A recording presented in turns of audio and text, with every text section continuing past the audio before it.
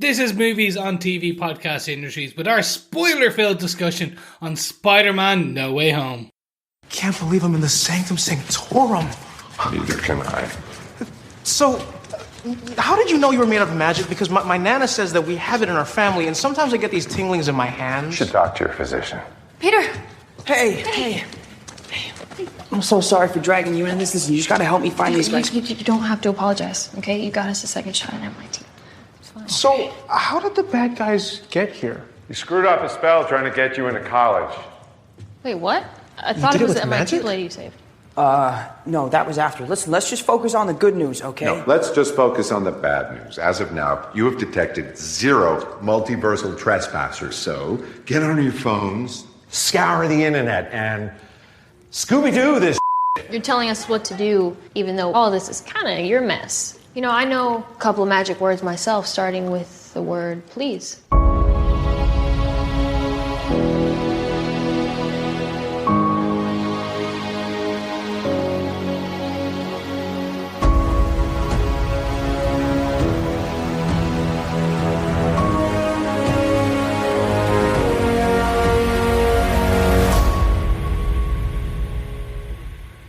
Welcome back, fellow movers. This is Movies on TV Podcast Industries, and we're spoiler-filled chatting, discussing in depth Spider-Man No Way Home. I am one of your hosts, Chris. Yes, get out now if you haven't watched it. Get out now. It's going to be spoiler-filled. I'm one of your other hosts, Derek. Yes, welcome back, fellow defenders. I am one of your other hosts, John. Ooh, it's feeling like a Defenders kind of week this week, isn't it? Oh, it is. Certainly is. We weren't allowed to spoil this on our podcast for Hawkeye. I made you guys not spoil this on our podcast about Hawkeye. But oh my god, it's a week of awesome Defenders type appearances. Awesome stuff. It is. So, again, final warning. If you have not watched Spider-Man No Way Home, turn off the podcast, go watch it. We'll wait. Well, look, first as well, I am convinced my memory is not what it's used to be, so whether I can even recall anything since Tuesday, I have no idea. Oh, that's fine. But hold on, let's give everyone 5 seconds to go, and then 5, 4, 3, 2, 1. Welcome back, fellow defenders. We hope you enjoyed the film. Let's get into it, because Are we excited? We Slightly. certainly are. I didn't know what was going to happen in this film. Yeah. I went in going, okay, at a certain point I stopped watching all the trailers. I think I watched the main 2 trailers that came out. I didn't watch any of the additional TV spots. I couldn't because they were just slowly giving away more and more. And I was like, I want to go in somewhat fresh. We knew the rumors. We had heard the rumors that there were going to be additional Spider-Men and additional villains. And who knew what? There was rumors that someone major would die. There was rumors, all these additional and at a certain point I just stopped. I turned off. You know, more than anything else we've covered, any movie, any Marvel movie that we've covered, any Marvel TV show, any of the TV shows we've covered, this is the one that feels like there was more stuff thrown at the wall to decide what was going to be in this movie, that the rumors that turned out to actually be true still surprised me, because so definitely. much had been talked about that was going to appear in this movie that it couldn't possibly fit into the runtime, no matter how long it was, that I was going, I don't even know which ones are true, which ones could possibly be true. So I was still surprised when I got there. Definitely. I had multiple clenched fists and yes, in the cinema over this. And some of the stuff, like, I knew there was the talk of, you know, the alternate Spider-Man coming in, but at the same time, it was still a really pleasant surprise. Oh, yeah. So it was just really good. I loved it. This movie for me was awesome. It was great. It was really good. And a huge thanks to Sony Pictures Ireland. We're not sponsored by them, but they did give us access to the premiere. We were able to go on Tuesday night in Ireland, as John mentioned earlier on. The reason why I'm going to say a huge thanks is because this is one of the biggest weeks we've had on TV Podcast Industries, because we're covering Hawkeye episode 5 this week. We're covering the penultimate episode of Wheel of Time.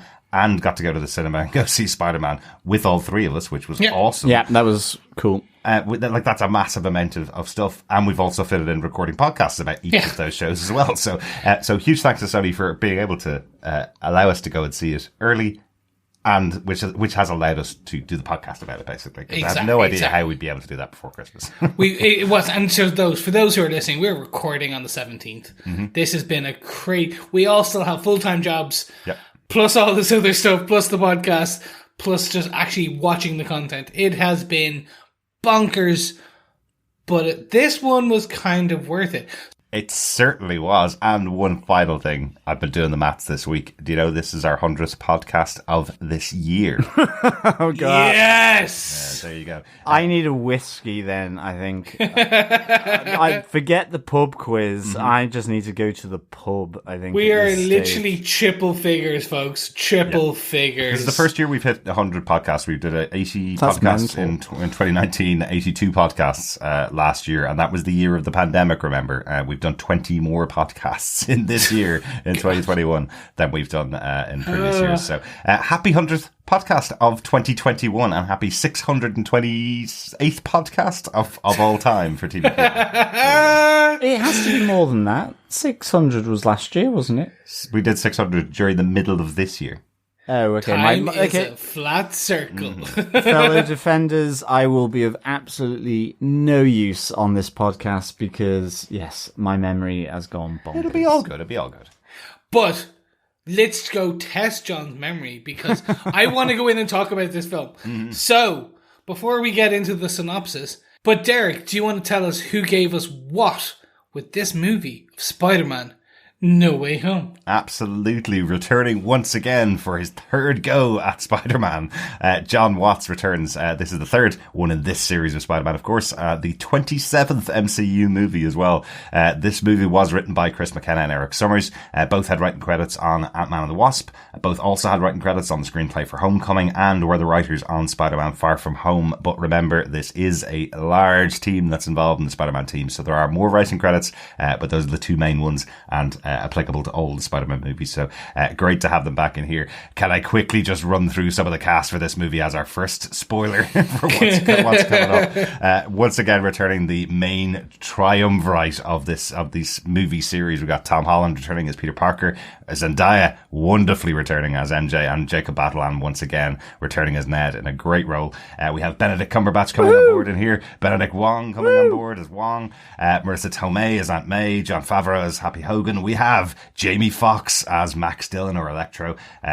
Alfred Molina as Otto Octavius. Doc Ock. Willem Dafoe returning as Norman Osborn. J.K. Simmons as J. Jonah Jameson. And Gura Rice as Betty Brant in a blink and you'll miss it, but excellent cameo. And Tony Revolori with a dyed haircut as Flash Thompson as well. And we did see a little bit of Mr. Harrington and Mr. Dell. Martin Starr returning as Mr. Harrington and J.B. Schmoove returning as Mr. Dell in the school, creating their homage to Spider-Man in there as well. And the coach. Yes. So with all of those amazing people and many more, which we'll talk about in a bit, John, do you want to tell us what these titans of the industry gave us with your synopsis? That's Chris spoiling how much he liked this movie right there. Slightly. Sure. His identity revealed, Peter Parker, aka Spider-Man, and MJ try to escape the glare of the media's spotlight, and J. Jonah Jameson. Pursued by the Department of Damage Control, not even the help from his lawyer, Matt Murdock, can ease the intrusion of the identity of Spider-Man. As it begins to affect the futures of Peter, MJ, and Ned when their university applications to MIT are rejected because of the controversy, Peter asks Dr. Stephen Strange if he can help. A spell exists that may be the answer to Peter's problems. Deep in the Sanctum Sanctorum, and despite Wong's warnings, Doctor Strange casts a spell that will make people forget Peter is Spider-Man. But it is a tricky and dangerous spell, skirting the boundaries of reality. As Strange begins casting, Peter keeps requesting alterations to the spell, which causes it to become corrupted and run out of control. While Strange manages to contain the failing spell, weird things begin to happen in New York City, and they all appear to be focused on Spider-Man. As Peter tries to convince an MIT administrator to accept Ned's and MJ's applications, he is suddenly attacked by Doc Ock, aka Otto Octavius, who he manages to disarm, and then by the Green Goblin, who manages to escape. He brings Doc Ock back to the Sanctum, where he is placed in a holding cell next to Kirk Connors in his lizard form. But both adversaries don't recognize this world's Peter Parker. Doctor Strange reveals that the spell has begun bringing visitors from the multiverse who know that Peter is Spider-Man into their world. Armed with this knowledge, and with the help of MJ and Ned, Peter decides to help capture any other possible visitors. Spider-Man manages to find and capture Electro, aka Max Dillon, and Flint Marko, still in his Sandman form. While Peter wants to save Doc Ock, Electro, Sandman, and Lizard, Doctor Strange believes they should be returned to their universe to meet their fate. But with Peter's greatest adversary, Norman Osborn, the Green Goblin, still at large, Norman uses his split personality and Peter's desire to help others for his own ends, trashing Peter's plan and unleashing tragic events for Peter Parker. With Aunt May killed and Peter desolate, MJ and Ned rally to help, releasing Doctor Strange from the mirror dimension and recruiting 2 friendly neighborhood visitors to his aid as they face off against his enemies at the Statue of Liberty. In the final battle, the Spider-Men manage to cure their villains. At Peter's request, Strange fixes the spell, sending the alternate Spider-Men and their villains back to their universes while making everyone forget Peter's existence. Oh, what a sad ending. I know. For Peter, but what a ride of a movie. Oh, yes. Definitely. What a film. And I know it's one of the tough ones. I'm going to try to withhold, and I will speak critically of it in certain parts, but critical eye, just knowing, going in, this had nostalgia. This had class character, good writing, the MCU Kevin Feige touch, and a kitchen sink for good measure. Mm-hmm. And it was coherent, and it wasn't a complete mess. Exactly. With all the rumors we had heard, and even just rereading, listening to that synopsis, you go, there's no way that film works. It's just so much going on over the course of 2.5 hours. But it does. Yeah. Yeah, absolutely. And I had tears. I had whoops. So for any of our American listeners, in the cinemas in Ireland, you don't really get the claps or the whoops or the jeers or the hoorays or the boos or anything like that. It's in Ireland, you kind of watch the film. I nearly wanted to punch the air at parts. I nearly wanted to go, oh my god, like literally OMG it. That's one of Spider-Man's villains, the air. That's why Chris wanted to punch him. It was. It's the blue air. But anyway, let's get into our multiversal adventure. So since this is that, instead of our usual top 5, we're going to do it by incursions. So the first incursion is basically the ending. We move directly from the end of Far From Home straight into No Way Home. Yes, with our first point, which is essentially that. It is Spider-Man is revealed and Strange is a bit strange and has a spell. You know, it was interesting. I was looking back on the 3 movies that have been out for Spider-Man, and isn't it really interesting? We've said before, Chris, you are the Spider-Man fan, but in the MCU, you are a fan of Iron Man. And in the first movie, it was Spider-Man and Iron Man. The second movie, I've said many times before, I'm the Nick Fury fan. Second movie was Spider-Man with Nick Fury. And then this movie comes out, and it is John, the biggest Doctor Strange fan that I know in the world, let alone just in the podcast. And this movie is Spider-Man and Doctor Strange. Like, are they aiming it at Defenders TV podcast as it was? Pretty much. Aiming it at I think TV so. Podcast industries? The obviously kickoff of this is directly leading from the end of the last movie. What is the impact if everyone in the world knows your name? Which I think is a nice meta commentary on Tom Holland himself. He's now at that point where he is so famous he can't go anywhere. Yep. himself and Zendaya are together as a couple in real life, and they are constantly hounded by the press all the time. And I like that they've been able to incorporate his life into the movie a little bit. Like, I don't think it's as bad as what happens to Spider-Man, to be honest. But I love that they've been able to show that impact before taking some comic book action to correct it, I suppose. And I think that's also part of the initial homecoming was, we don't know if there's always the discussion, which we're not sure Spider-Man can hold his own completely just yet in the MCU. So let's keep him with Iron Man. Let's keep that connection going based on Civil War. And you're like, okay, that makes sense. And number two, with Nick Fury, they started leaning more into the comic book. Okay, what would happen in this situation? Well, if this was in the comic book, you would have S.H.I.E.L.D., so just bring in the S.H.I.E.L.D. folk. Exactly, and I think that was the last cartoon iteration, the last animated cartoon iteration of Spider-Man was with him working with S.H.I.E.L.D. He was working with Coulson and working with Nick Fury quite regularly. So, so that connection for younger viewers is already established in cartoons, This is being pulled from multiple kind of places as sources, which they always do. Yeah. So like Happy Birthday, One More Day, and a couple of others.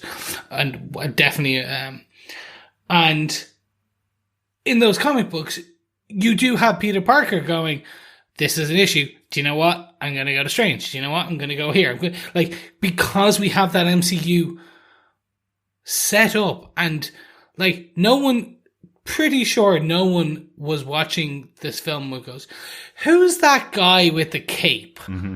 I think we're now at a part in cultural phenomenon of the MCU where most people know Benedict Cumberbatch is Doctor Strange. And if they haven't seen him in Doctor Strange, they've probably seen him in the Avengers at the end.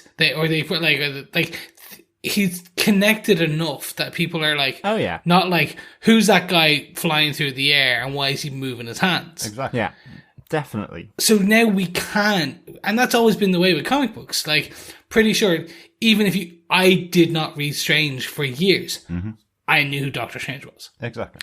So we're at that situation. So in here, seeing Spider-Man kind of go through all this, and those first few scenes where he's trying to go to school, where he's getting home, where you basically have this, being pulled into the damage control, pulled into the police station, or kind of, I think it's a police station with damage control, interrogating him. Definitely the police.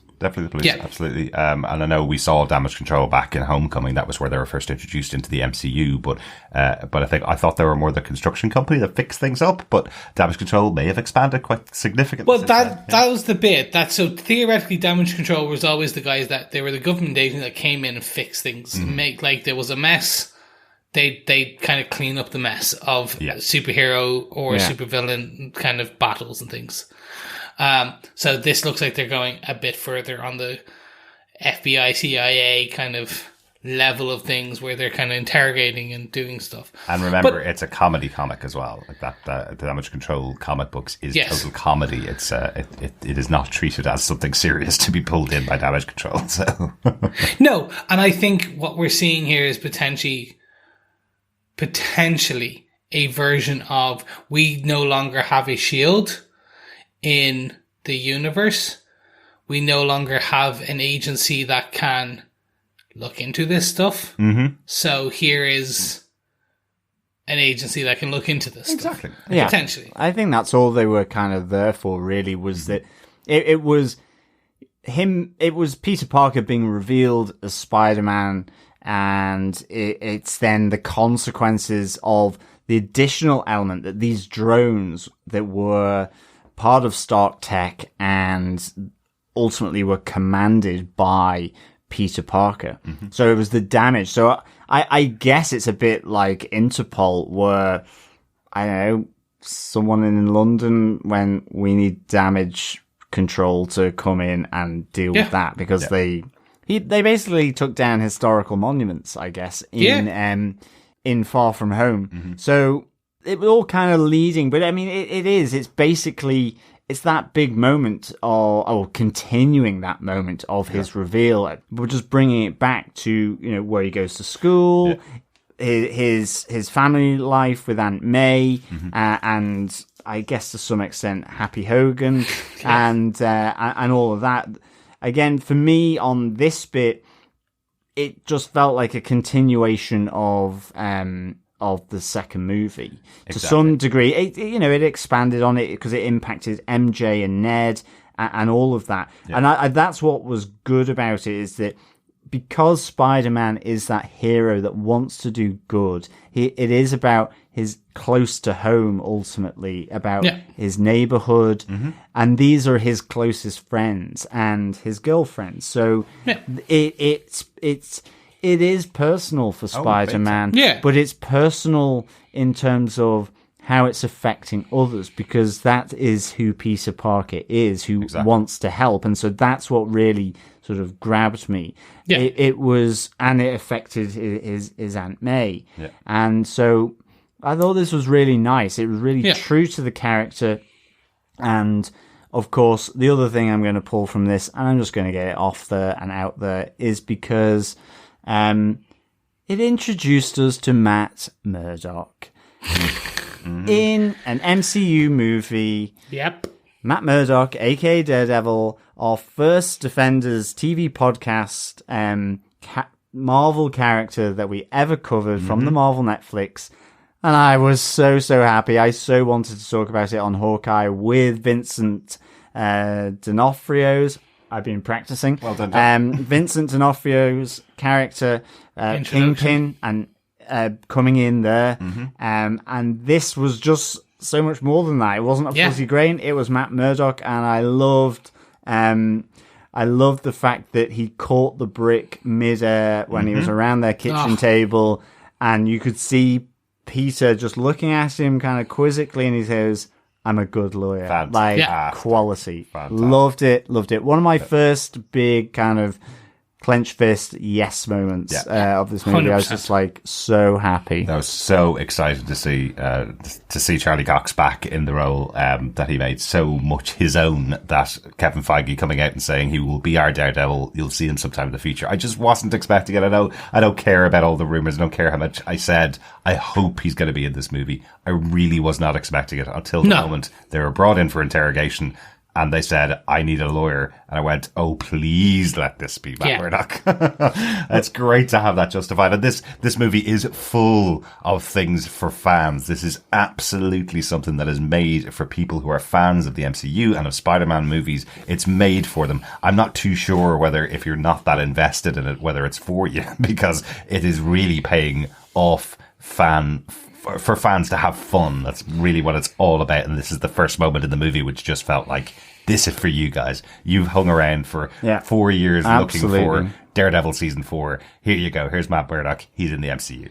I was thinking, from our Hawkeye episode this week, one of our, very early supporters, Ronaldo, who now also has his own podcast, it said that his waters broke with the arrival of Kingpin in Hawkeye. I'm expecting he will give birth, ultimately, with the arrival of Matt Murdock. Yeah. And who only knows what will happen when the Moon Knight TV show happens. But again, I think this is just like fantastic for people that loved that Daredevil show to see that. And it's just really nicely placed in this movie. Absolutely. Let's bring it back a little bit to Spider-Man itself as a movie, because overall I love the flow that John Watts has given to these movies, where we are, the first movie being about the high school experience, the second movie about being your first trip abroad with the school experience, and this movie really focusing, and if you think about it, the central focus to this is the application to college for these kids. They are all leaving, they're all breaking up, they're all at the end of this year going to be moving on from each other. Yet MJ and Ned and Peter have made this pact to all try and apply to MIT so they can all stay together when they move off from high school into the future world, effectively. So it is all... So that is all the impact that's coming from the reveal of who Peter Parker is. This has impacted them completely personally. They've lost the opportunity to go to MIT because they've helped him out and they've been his guy in the chair and his girlfriend, respectively. So I love that they've brought that back to a really close personal issue for Spider-Man. That's how he works so well in the comic books, and that's how he's worked so well on screen, to always make it a personal issue for the character. That is the thing about Spider-Man. It's heart-based kind of stories. So even any of the clone conspiracy ones, any of the things like that, it's all about direct linkages to Spider-Man. Yeah. Very, very few are Avengers level threats. The Earth's going to be destroyed. It's all very friendly neighborhood.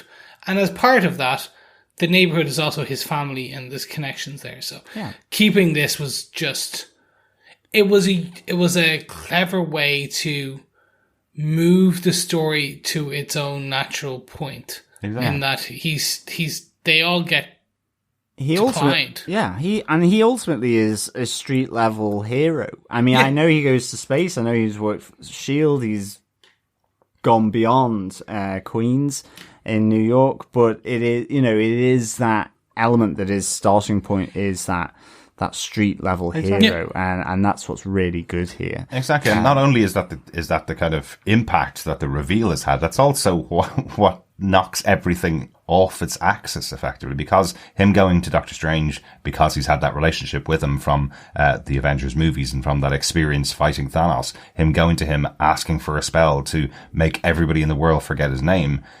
It's his love of the people that are around him that knocks everything off course. It's that he wants to make sure that MJ remembers that he's Spider-Man, because that was a really tough week for him. And he wants to make sure that Aunt May remembers who he is, because that was really tough. And he doesn't want to go and do that again. He doesn't want to reveal to her again. That was really tough. Oh, but what about Ned, my best friend? He also needs to remember, and all of that spilling out of Peter Parker because he's so concerned about that core family group that he has around him is what ruins the spell that Doctor Strange is casting and kicks the world into a brand new multiverse, which again is really central to that Peter Parker character, everything being localized to him and his really close family. Yeah, no, and it was so much fun to see that whole part where he's like, happy. No, I'm not particularly happy, but we'll talk about this later. It's just all of these, again, this is where some of the writing comes in. So these guys, they nail the dialogue of this. Definitely. So before we actually jump into Strange, I have one very quick point. They're tearing down Stark Industries. Now that Iron Man's gone, for part of the MCU, the legacy of Stark is kind of being worn away. Because here we see that based on Spider-Man's connection to Stark Industries and these and Peter being left to the drones and stuff, huge raids and searches are happening with Stark.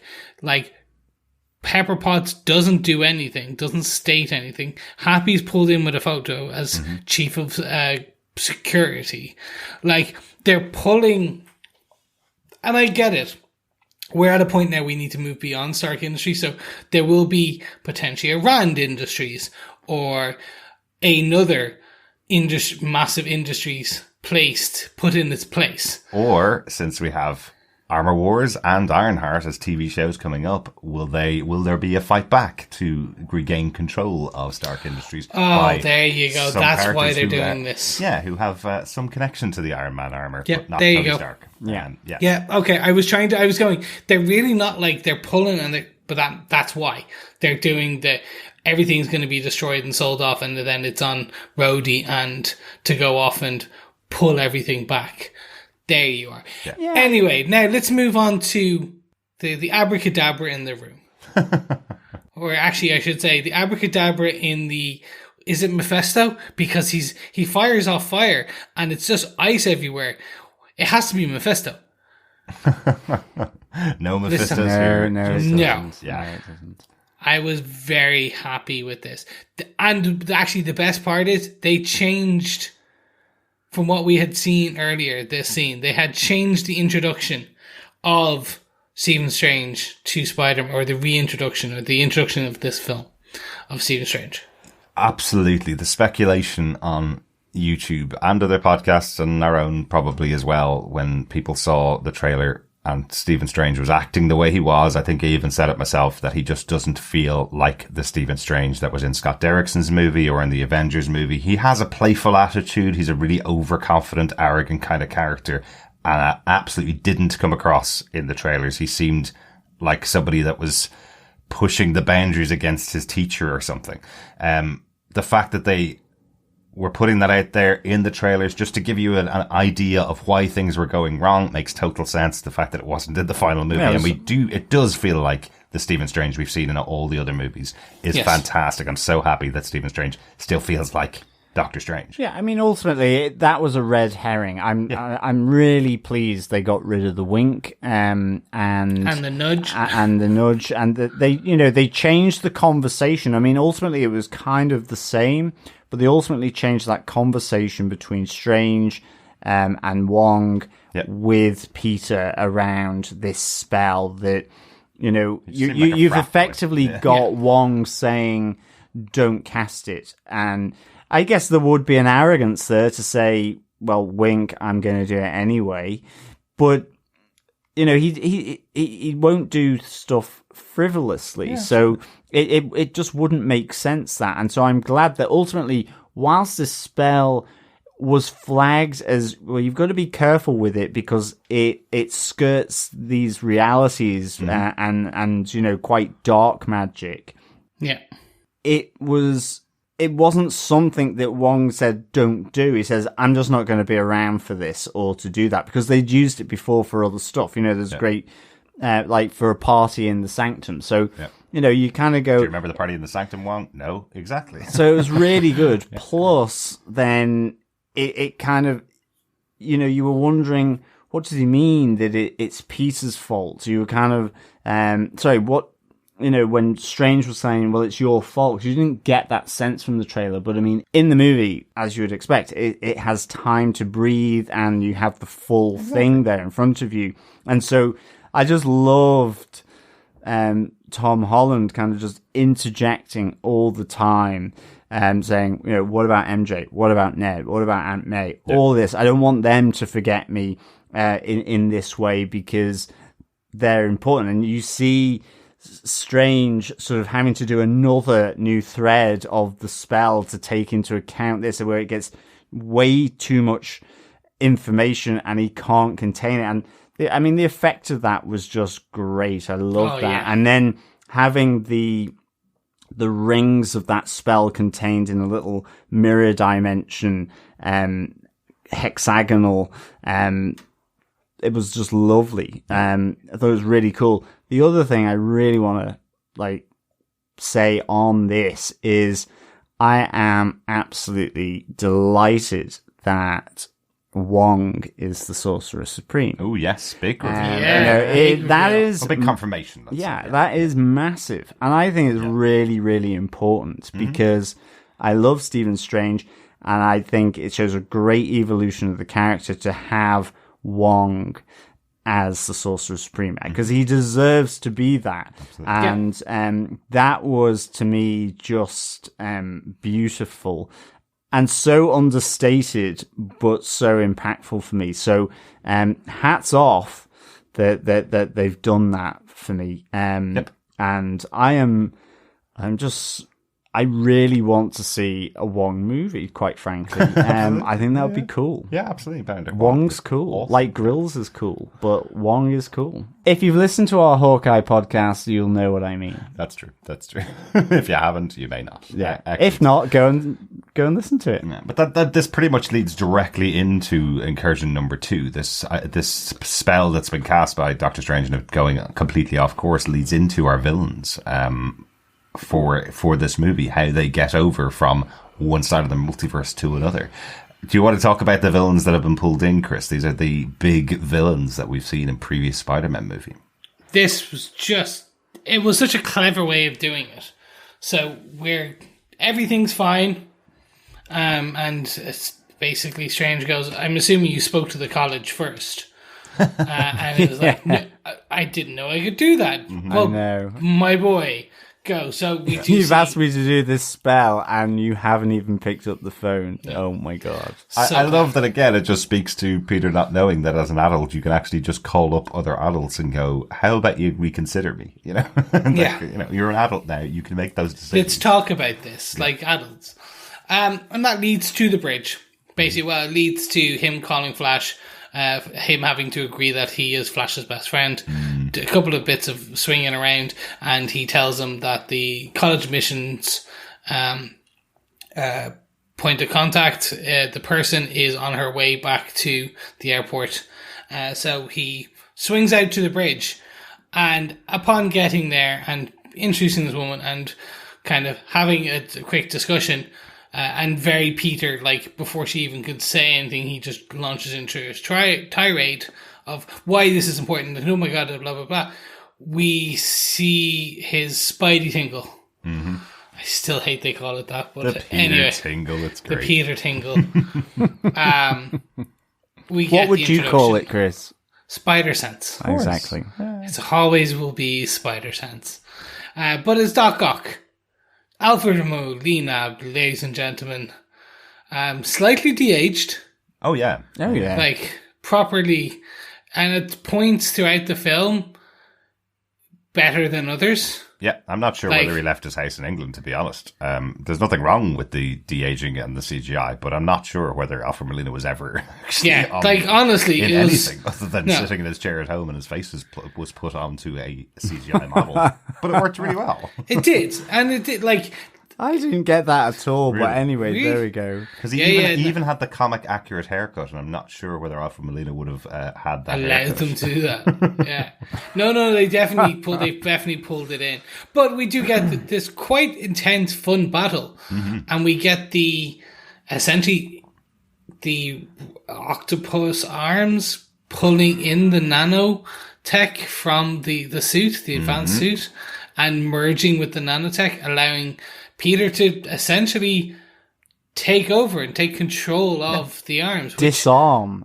Disarm. There we say it.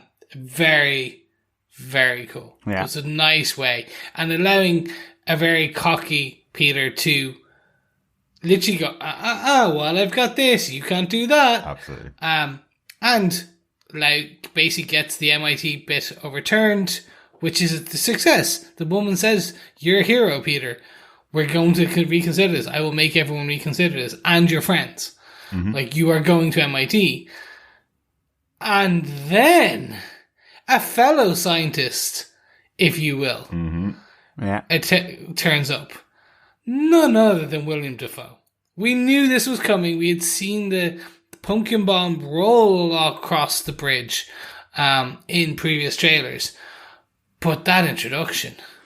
But isn't that the thing which is I find fascinating, because the introduction to these characters, in a sense, aren't the characters. It is the mechanical arm from Doc Ock. Yeah. And that mechanical sound of it extending as it comes crashing into the road surface. Yeah. And it's the view of the pumpkin bomb hitting, the sound of it hitting, and that sound of it kind of charging up to explode. Yeah. And you go, oh, I know who we're going to get here. And it's just like, I mean, these two are just like absolutely my favorite. There's no, it's nothing as such related to Electro or Sandman Lizard, but I think in this movie these two are really, really good. Yep. And you get that just purely from inert stuff. It's really, really amazing.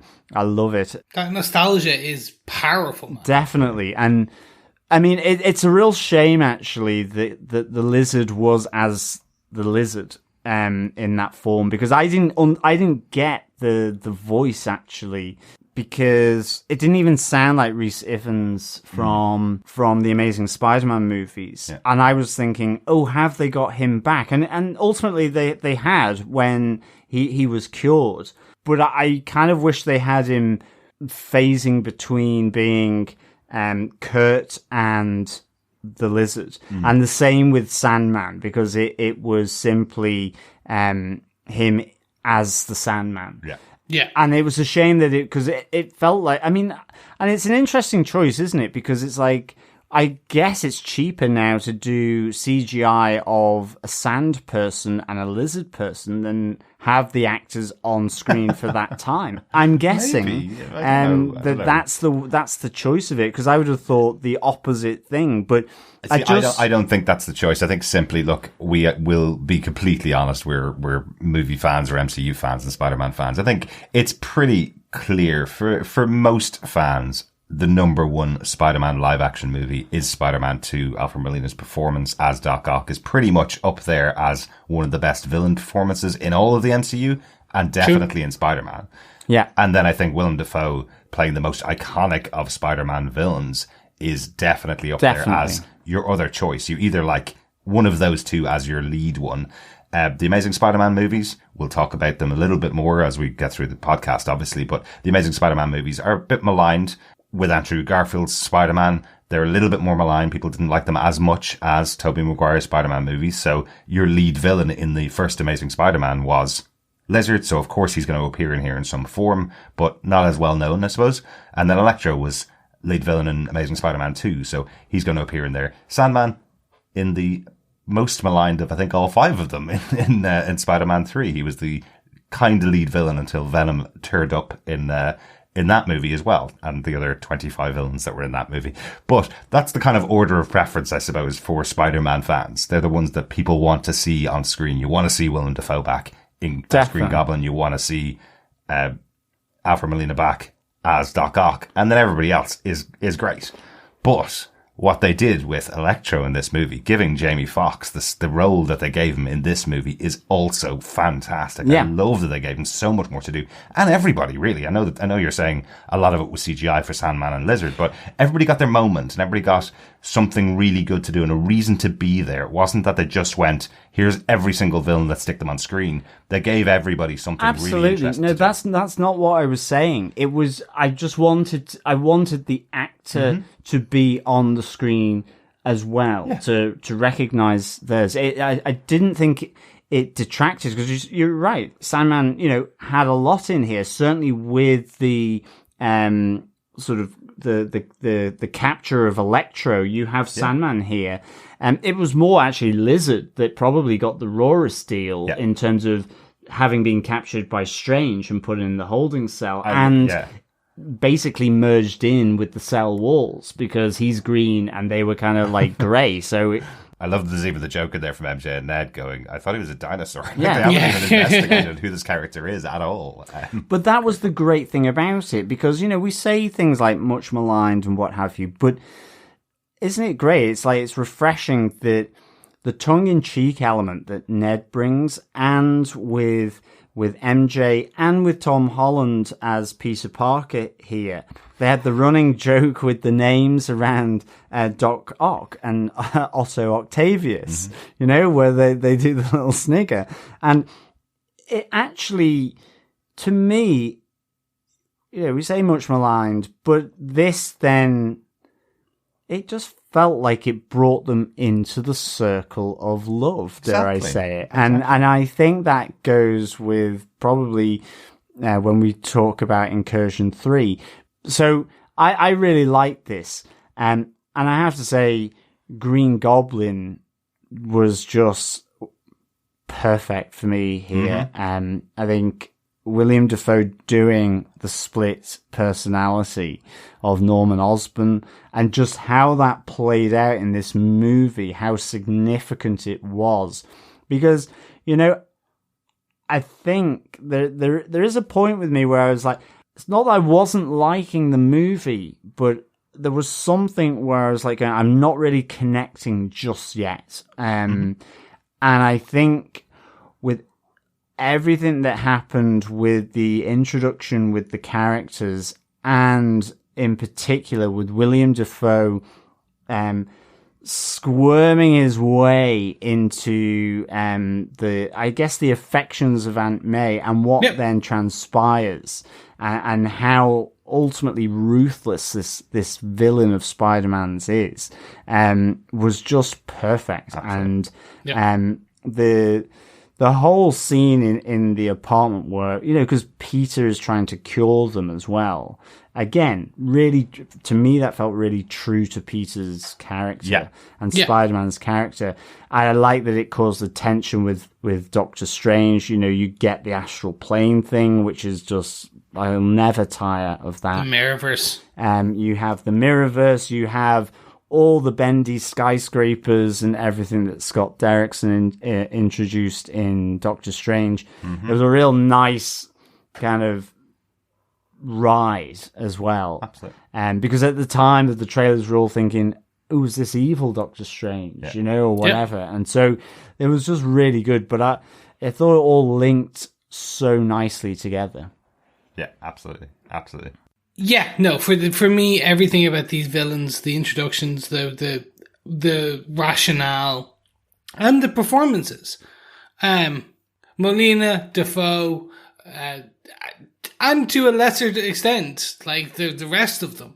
Like, so initially for me, the Tobey Maguire trilogy are the ones that I grew up with. They were my first, oh my god, Spider-Man's on screen. The Andrew Garfield ones I still enjoyed. They're not as iconic. From a villain perspective. I'm just saying from a villain perspective. But how they use them throughout this film, in that they're all brought here, and then the realization that they're all dead in their own universes. Yeah. And then that's how they create this fracture between Strange and Spider-Man. That, like, it is, Spider-Man is like, well, also because of Aunt May, but it would play on his sensibilities. Yeah. I can't send them back to die. I have to try and at least attempt to save them. Yeah. All this leading further and further to the crushing battle, essentially the crushing battle in the apartment block. Yeah.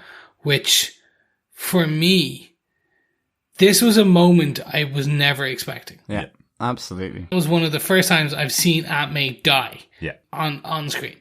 She's died in the comic books and she's been brought back multiple times. Yeah. Like, I saw her die once and I thought, oh my god, they're killing and she's off for, they told us it was forever.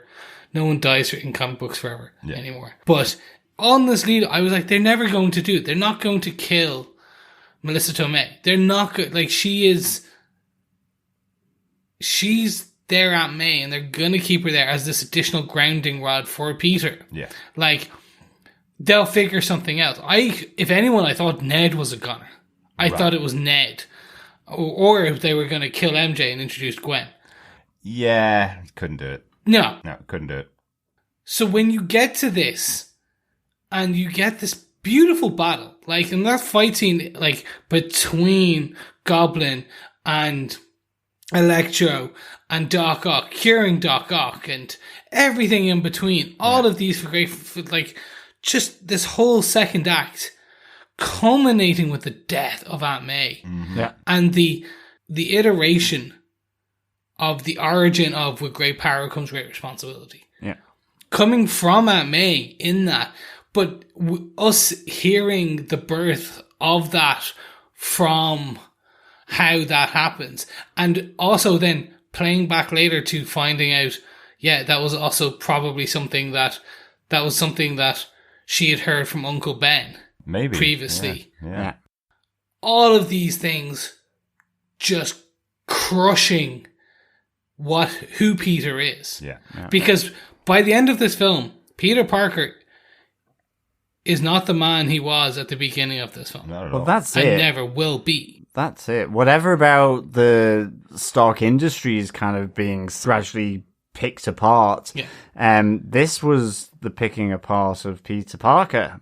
Pickled per whatever it is. I mean, A piece of Peter Parker pickled. Exactly. And absolutely fair dues to Tom Holland, because his acting chops are amazing because he can do that comedy, he can do that action, and it looks effortless. And here, like, just the pain that you see etched on his face is really good. And you know, again, like you say, Chris, the Aunt May, that I was not expecting that. That was for me the biggest shock. It was the thing that elicited the biggest emotional response. Yeah. And I thought I had that big response sort of just a few moments before, because there is that moment as when William Dafoe, well, Norman Osborn, sort of engulfed by the Green Goblin, is fighting Peter Parker in the apartment hallway. Mm-hmm. And some of the direction on that was superb. It felt really scary. It felt really intense. And the great thing about it is that, you know, Doc Ock and the Goblin, they are intense. They're really evil. I mean, the Goblin is devious. He is ruthless. And the same with Doc Ock. And it's not to say that Spider-Man hasn't encountered those kind of people, but it is from those earlier films, almost like a different level of these are villains. This is the black and white villain, but done so well by the actors. Exactly. And like, it was just the grin and the grimace, that mad grin from William Dafoe as he's fighting Peter Parker. And it feels like this Peter Parker hasn't experienced that visceral evilness. Yeah, I mean, he's had Thanos, I get it, but it's all kind of grand scale. This is personal, it's intimate, and it felt it in that corridor, and some of the camera work was really cool. I loved it. Loved it. There was one particular scene where they spun the camera as Peter and Goblin are fighting. So I think it's Peter gets smashed into the ground, and then he pulls his legs up and pushes and flips backwards with the Goblin to basically essentially land the Goblin on his back, or vice versa. But the camera stays with them in center frame. So the whole camera, basically the world, the landscape spins when they stay the same. Yeah. Just. Yeah. Really like, but you're talking about the visceral. This fight scene was visceral. Like, you could hear the punches and the cracks, and it's echoed later on as well in a later, very later fight scene. But it was bone crunching, and they obviously, and the sound direction on this with the certain music pulled way down, the sound effects pulled way up, and the ambient noise. Yeah. It was really well done. Just like, almost like that, like, din. It was all done so that it was a din, like the blood's rushing to your ears.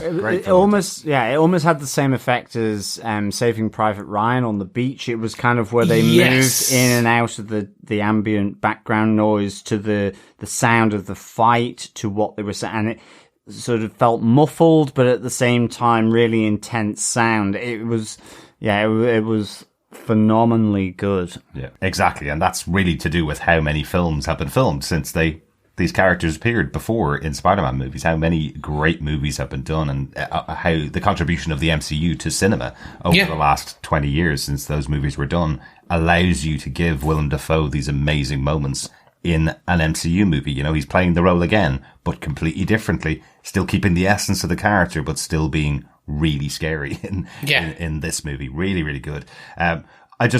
Last comment really on the villains is just about that little extra thing of Electro. I actually thought Electro was given a really good role as the initial villain when we thought Doc Ock and Norman Osborn were kind of teaming up with Spider-Man to sort everything out. We had Electro coming from the previous world where he was a nerd who was treated terribly, ended off as a villain created by electric eels in a pond, and looked terribly. Now he's looking like Jamie Foxx and wants to stay this way and wants to be in this better universe for him. And he felt like a villain standalone in this movie at the beginning. And I really liked that they set him up as the villain kind of for the first half until we had Norman Osborn coming on as the real villain for the rest of the movie. Yeah, and powered by the arc reactor was just genius. What a I great loved that. Yeah, absolutely. And also the fact we still had the Sandman that we remember from Spider-Man 3, the idea that this is a guy that will always just try to get back to his family, but will be willing to help. He doesn't think of himself as a bad guy. He's still trying to help Peter. But if it stands in his way of getting back to his family, he's going to turn on him, basically, which is the kind of central part of Clint Marco. So I like that they kept that as well. But really well treated, the villains in the movie. Yeah. 100%. And that moves us into incursion number 3. A gaggle of Spider-Man, a soliloquy of Spider-Man, a song of Spider-Man, a web of Spider-Man. There we go. But we'll end with that. That was the DLC cuts, the outtakes. But yes, a web of Spider-Man as the incursion number 3. Because Peter Parker is broken by the end of Act 2. Mm-hmm. And as we lead into Act 3, this Peter does not know what to do. Yeah. And that's okay. Because there's 2 other Peter Parkers. And we haven't mentioned this, but Ned takes the sling ring from the Sanctum Sanctorum with him. So Ned opens a portal to find Peter, because his granny said he's always magic, so he's trying, and it kind of works. So he keeps going and tries to ask for Peter, and that scene where you see Andrew Garfield come through, where it is the alleyway of New York, where it looks like one of the comic books where it's Spider-Man No More, and it's an iconic cover book where it's Peter Parker walking away silhouetted, and his spider suit is in the bin. And we've seen that in Spider-Man 2, Spider-Man 3. We've seen it been done before. It's been done on film. It's probably the most used image of Spider-Man and every other superhero who's ever given up their identity. That exact same image is used with their costume in the bin. Yeah, it's definitely a totally iconic image. But Ned Leeds, the magic user. Come on, welcome aboard, Ned Leeds, on the trail to become Sorcerer Supreme in 20 years. Because technically he was able to use the sling ring, the ability to open up portals quicker than Doctor Strange was. So I think he's got more magic powers than he's letting on. This is just the start of them. I was delighted for this development.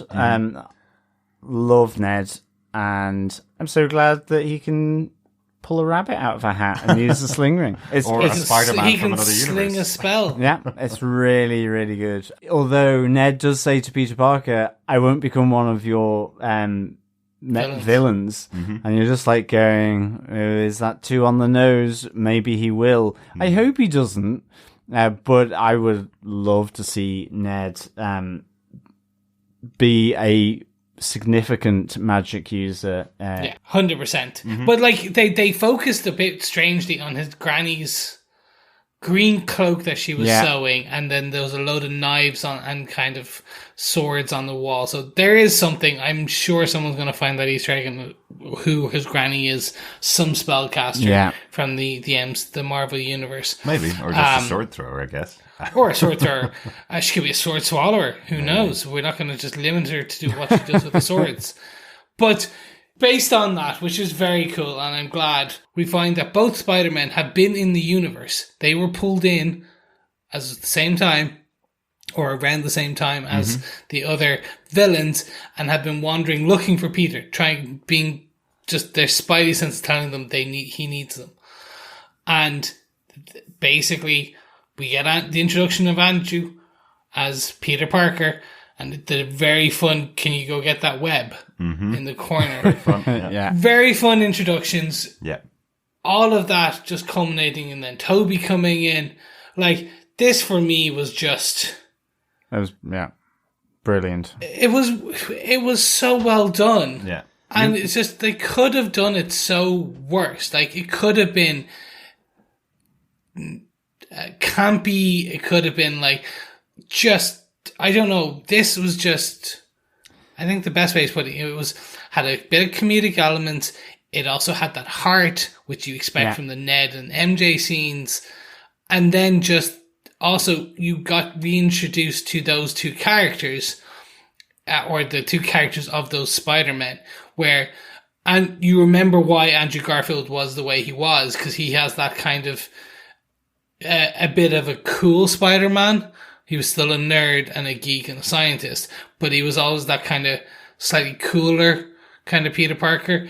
And then you get this aged, grizzled Tobey Maguire. Yeah. Who's been doing this for years. He hasn't aged that much, though, old Toby, at all. No. I have to say the order in which they introduced them made a lot of sense as well, introducing Andrew Garfield, so you get that great performance that he gave as his Spider-Man and his Peter Parker. You get that in isolation. I think that works really, really well. And then getting Tobey Maguire, when you think, oh, maybe they actually did get only Andrew Garfield, which is a great get anyway. Yeah. And then you get even more excited. You know, you mentioned earlier on that Irish cinemas, you tend not to have those kind of visceral reactions that you get in American cinemas to movies. This is the point where I would expect, if you're in a big audience of Marvel fans, that people would be whooping and hollering about, oh my God, they did get Tobey Maguire back for the movie, and we've just seen him in here, and they have a great interplay between those two characters on their own with MJ and Ned of this universe. And then eventually we get a meeting of everybody with Tom Holland. So I kind of like that we get them all in their own isolated forms, I suppose, until they all get to meet together as the three Spider-Men. I agree. I think that's the great thing about it. They gave both Spider-Mans their moment in this movie. Yep. Then together as the elder statesman, if you will, of the franchise. Mm-hmm. And then with the new kid on the block, so to speak. Yeah. And I really enjoyed that. I have to say, I'm not going to lie, I have a soft spot for The Amazing Spider-Man. Oh, yeah. 100%. I love it. I really, really enjoyed those movies. And I really liked Andrew Garfield's portrayal of Peter Parker. It felt like he was saying you could be nerdy and cool, in a sense. And I like the fact that, you know, that they just had, like you say, they had the emotional bang with Garfield. I thought he came across so well, and could take the tongue-in-cheek stuff. I loved all the tongue-in-cheek stuff because, I mean, at the end of the day, not so much with Garfield's, but certainly with Tobey Maguire's, you know, they were closer to the millennium. So they're quite old movies at this stage, certainly in terms of effects and all that. And even just, I guess, what they're prepared to do possibly in these kind of movies as storytelling.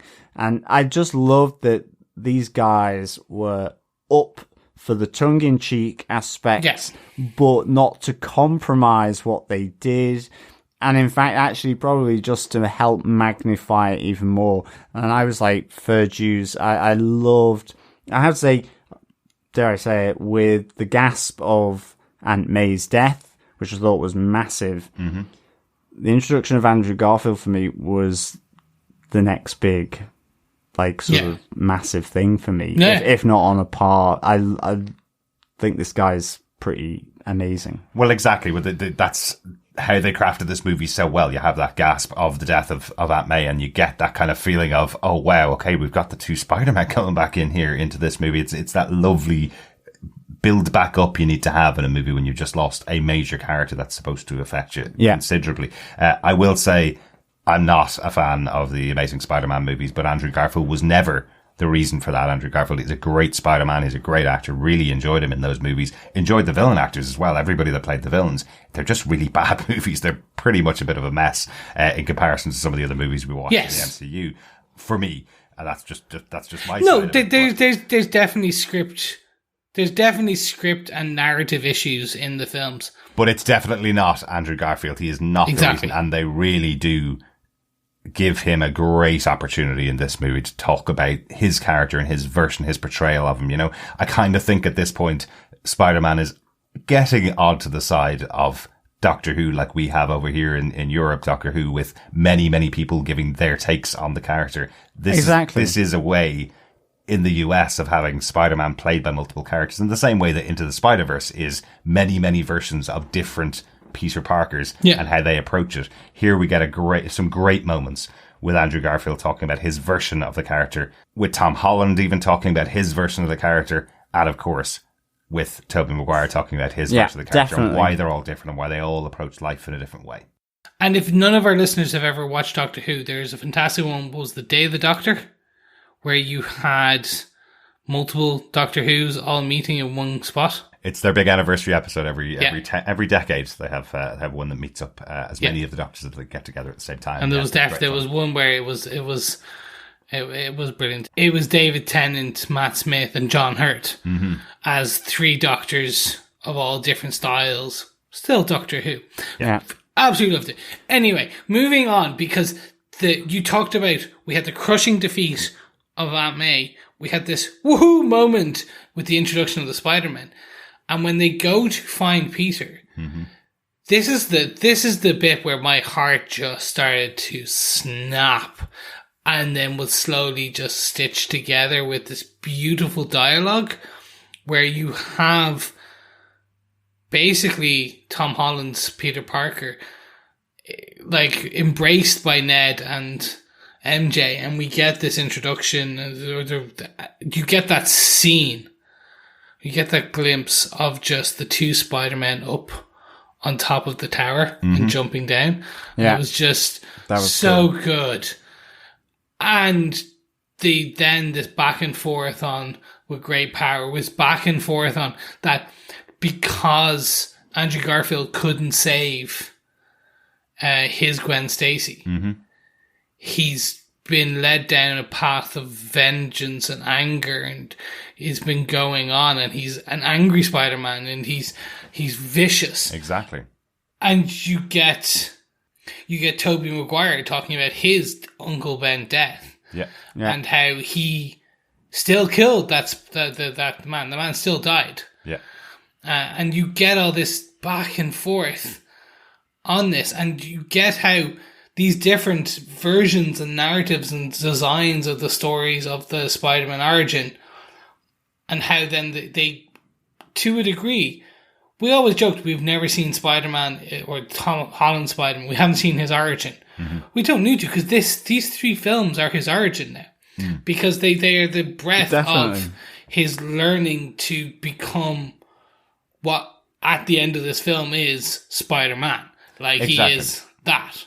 Exactly. Like, people speculate that, I guess Uncle Ben died and told him great power becomes great responsibility. They just didn't want to show that in the Sony universe for the 3rd time kind of thing. But what they're saying here is whatever that moment is that happened to those characters, that's the one that set them on the path that they're on for the rest of their life. And what happens here in the death of May is going to set Tom Holland's Spider-Man on the path that he's going to be on for the rest of his life.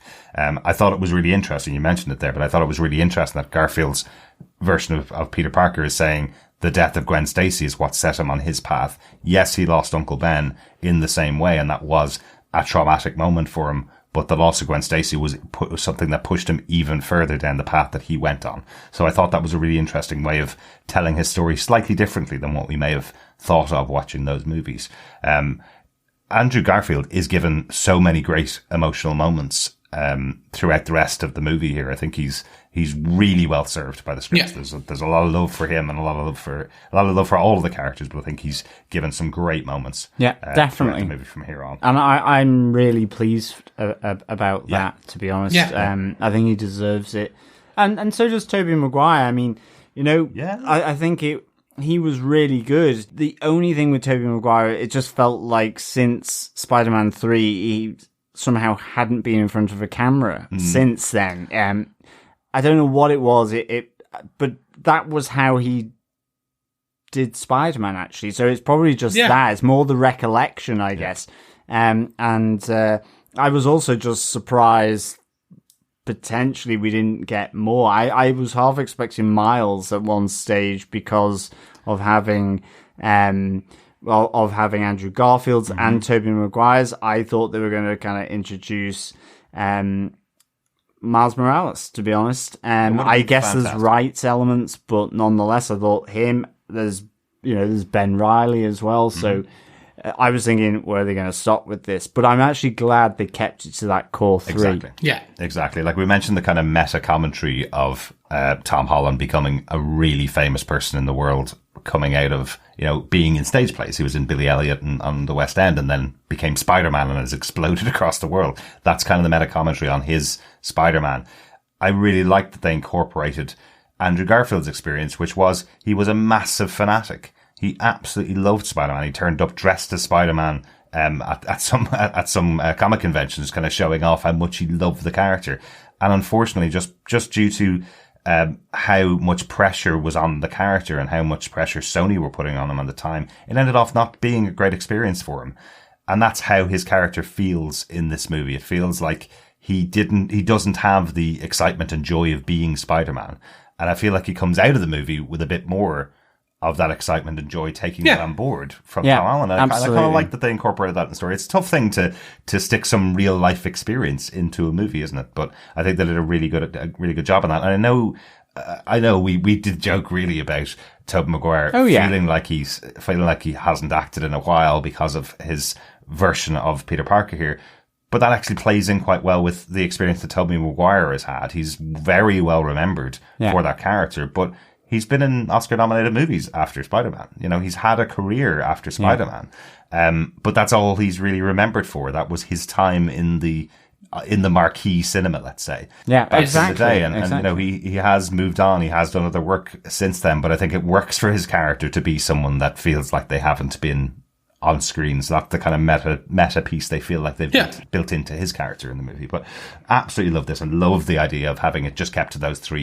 You're entirely right, John. There's hundreds of other versions. We could have had all the versions that we saw in the Into the Spider-Verse cartoon. We could have brought those all into live action. Spider-Pig could have oinked his way through the multiverse. Yeah. But I would have loved a little nod to Nicholas Hammond, our 70s Spider-Man. I would love if he just popped in there at some point as well. That would have been cool. I'm glad they kept it to the 3 because it was perfectly timed for who this was and what the story was. But then we get the Science Bros. Yes, we do. Which, God, I love this scene. It was just so much fun. Mm-hmm. Let's for a second take out the Ned situation, right? Because Ned's all, have you got a guy in the chair? Have you got a best friend? Me? And it's like, no, my best friend turned into a villain. Mm-hmm. You're like, oh my God. And like, because for comic book or non-comic book fans, the character of Ned Leeds becomes a hobgoblin in the comic books. Although in the Ned from the MCU is more of the Genki from the Ultimate Universe, Miles Morales' best friend. Exactly. So he's a bit of a mix, but he won't become a villain. He's now on the path to become a Sorcerer Supreme. But this Science Bros moment was great fun because you got the reenactment, and this is where I giggled. I actually audibly giggled a bit. Was the Peter Parker? No, my Peter. No, the Peter. The Peter, other Peter. Yeah. We're all Peter Parker. Just this back and forth was just a nice narrative version of the meme of 3 Spider-Men pointing at each other. Exactly. Yeah, exactly. It was just a fun take on that, and it worked. It worked really well. And then you got the weird webs, and I was wondering if they'd address this. Which is, your body just makes them? Yeah, that was like, cool. I love all that. This coming out, all these little... Does it come out of any other place? Yeah, exactly. Yeah. So because good. that's all the stuff that we've had... I know we've had these conversations between the 3 of us ourselves, asking about, like, when we went through the Spider-Man films before and we talked about the organic webs, we've asked, maybe he webs from somewhere else. Like, it was so on the nose, tongue-in-cheek. But it was also, and it's one of the things the MCU does well, when these writers for the MCU come in, they pull in a lot of the conversations that the actual viewers themselves are having. Absolutely. And embed those into the stories. And well done for them this year to put out a show like What If, which every single episode was talking about that every possibility you can imagine is out there in a multiverse. So the idea that we have got a Spider-Man that creates webs internally in his body is a possibility, so therefore that's part of the multiverse. You know, they set it up really well for people to understand it in these movies. But yeah, great to have them all together. Great to have the side spurs together, and great to have them all teaming up together versus all the villains in our incursion number 4, the battle of the brand new Statue of Liberty. Do you guys know that I had to actually edit out a piece of feedback that we got for Hawkeye during the week, because there was a mention in Hawkeye this week of from Yelena Belova where she says she wants to visit the brand new and improved Statue of Liberty, which is a reference to this movie. It's a reference to Spider-Man, and I love that they kept the references in the movie as well. We heard a radio conversation going on where somebody was complaining about this brand new and improved Statue of Liberty. There's a conversation going on going, why are they attaching the Captain America shield to the Statue of Liberty? So that's all in there. I love that that's in there, but I did have to edit it out of our Hawkeye podcast because I didn't want to spoil anything for anybody, because all the jokes work in here and all the surprise appearances work in here. So really good, but a great location. We had this location used in X-Men, if you remember, the battle sequence that happened in there in the first X-Men movie. So returning back to Statue of Liberty, but slightly changed for Spider-Man. And one interesting thing on the statue, time-wise, the end of this film is at Christmas. Mm-hmm. So because it's winter and it's snowing and everything like that, and that's where we are in Hawkeye. So the actual destruction of this Statue of Liberty happens before Christmas, before Hawkeye. So we do now know that the shield is put back up on the Statue of Liberty by the whole time by Christmas. So just a nice little was like, oh, that's funny. Well, the thing that I was thinking as well was that you didn't have all the shanty boats around the base of it. Like they should have done. Out, No, it's dreadful. They've evicted these people that have been like shantying around the base of. And for anyone wondering, that's the Endgame reference where we saw where back in Endgame you had lots of shanty boats all around Ellis Island. Well, you'd hope that the world would return to a little bit more normality now that the world has been restored. So people have been returned to the earth. So all those people living in shanty boats hopefully will get their homes back. So that's possibly what you happened. will not live here. Exactly. But the battle itself that takes place here between the 3 Spider-Men versus the villains, I love how this is set up and really makes sense in the storytelling that, you know, they kind of leave the big villains of Tobey Maguire to Tobey Maguire. They kind of leave the big villains of Andrew Garfield to Andrew Garfield. You know, I think that's a really good way of doing it, with Tom Holland jumping in and out and helping them out and helping to fix the ones he created. Like in this case, Electro is considered his villain because he's got the arc reactor. So I love that they separate them out that way for it, just to give us a good shot of each of these characters as their Spider-Man doing their spider thing in this movie. Great fun. I mean, except at the end, you know, they leave it to Peter Parker #1, Tom Holland's Peter Parker, because they are ranked as well. They do actually rank them. Toby being #2, and then Andrew #3.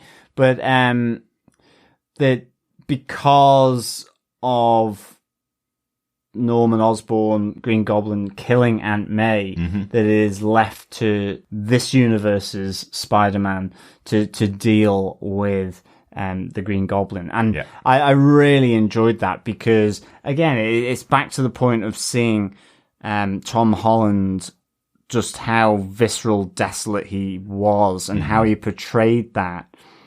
And there is a sense here of, like, is he going to kill him? And you know that that's not the case, but he really sells it. And then you get the Cure coming in where he cures him to get this sort of regretful, quivering Norman Osborn. So I really, really enjoyed just how that played out. I thought it was really cool. Yeah. For me, what really just made my heart sing was the 3 of them swinging in, where you had the 3 of them swing, land, and then go.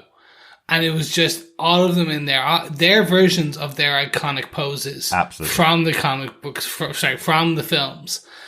And just, again, seeing them. Because you just also got this family discussion I always wanted brothers. And this, we're just like, you're like, all right, let's do this. And then the first thing happens and they all get their ass whooped. Well, yes, but there are two great things that come out of those conversations. I absolutely love the fact that they all admit that they're used to working alone, so they're not very good at teaming up with anybody else. Yeah. That's great, and I love Tom Holland's the one that takes the lead on that. His version of Peter Parker has worked with the Avengers, remember? And the response of, who's the Avengers? What is that? Great fun. Love that they incorporate that, and love that he's been a part of the team, so he knows how to work in a team and teaches them, just follow my lead, and we all take out, left, right, and center. It all works really well. But the other great moment as well, when they're kind of comparing experiences, I absolutely love that with Tom Holland saying, I've been to space to fight a space monster. Tobey Maguire going, a space monster came to Earth to fight me, and Andrew Garfield going, I've never fought anybody in space. I've never gone to space at all. I'm a terrible Spider-Man. I'm not even on your level. And Tobey Maguire saying, the iconic, but you're amazing. You are amazing. Yeah. Love it to incorporate it into that world. Really good. Really good. The whole thing was just fantastic. But we see the beatdown. The beatdown happens. They learn their lesson to trust in each other and trust in their spider sense.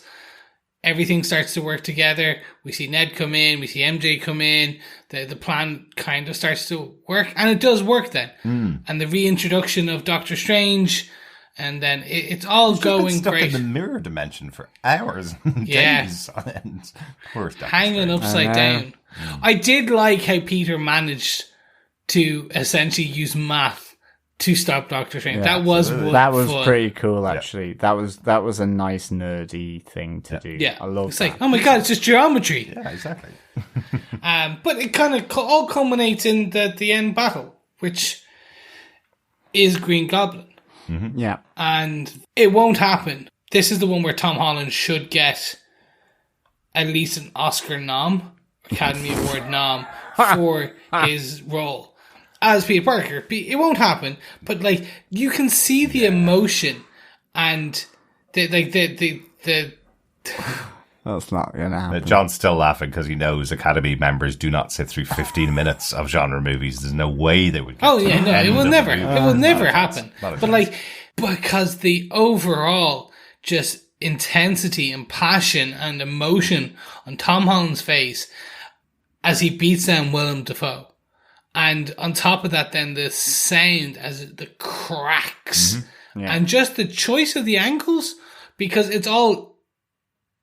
A lot of the shots are taken from below of, say, where it would be Willem Dafoe's looking up at Tom Holland as he is beating down. It's like off the center, essentially. But it was just so visceral as it continues to cut. Mm-hmm. And then taking the glider and replicating the death of the Goblin from Spider-Man 1 on being basically impaled on his glider. Yeah.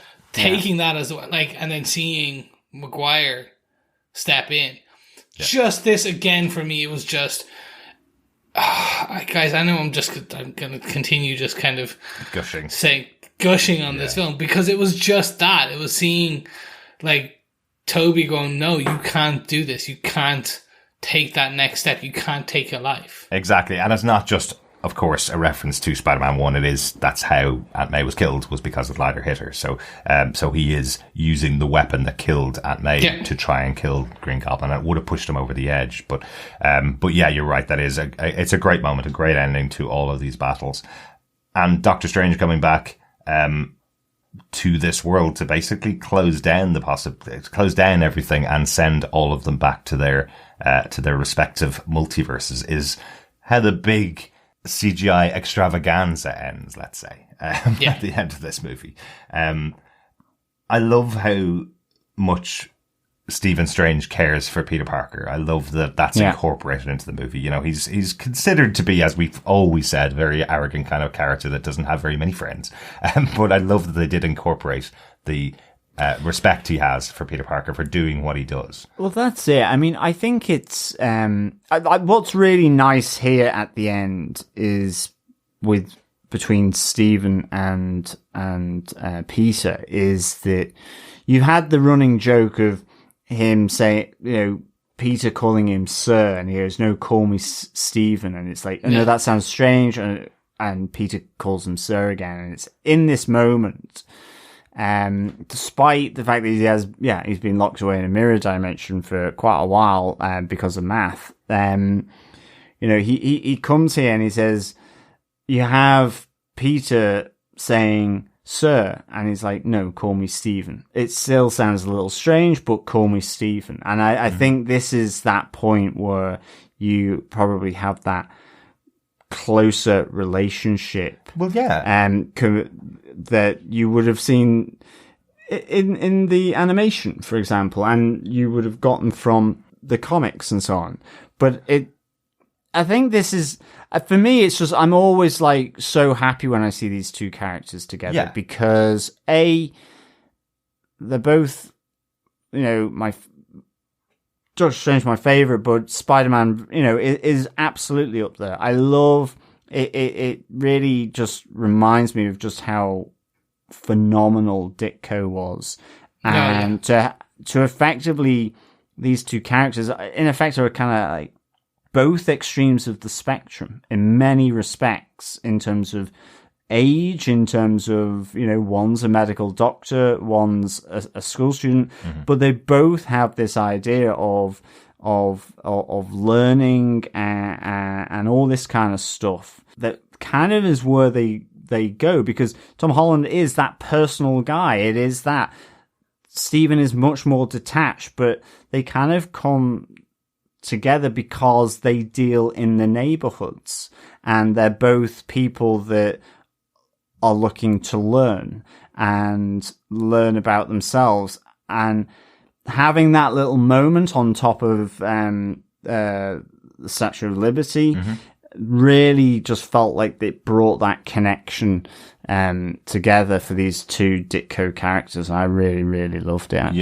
Yeah, absolutely. And the reason why it was brought together is even more important. The idea that effectively Strange was saying, send them back to their universes, and fate will take its way, and they will all be dead.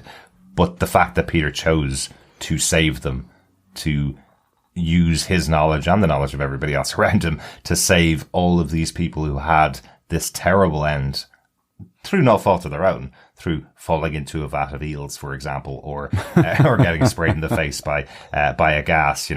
He was able to save every one of them, and the respect that comes from Stephen for him making that decision and following through and finding another way around something that Stephen wouldn't have even considered is what I think has developed that relationship between the two. And I think that's a really important character development between the two of them specifically. Again, as Steve Ditko Creations, creating that kind of balance between the two of them. That's and it. Giving them something to have some respect between them. Doctor Strange would be happy that he was foiled by math. That's the thing. He would think fair dues.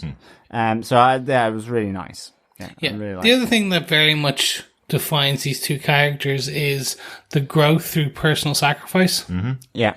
So we see it with Strange and Clea, and we see it with all his love interests and all of his hands. And every time Doctor Strange has to have a massive learning, there's some form of sacrifice. And it is the same with Peter Parker. Yeah.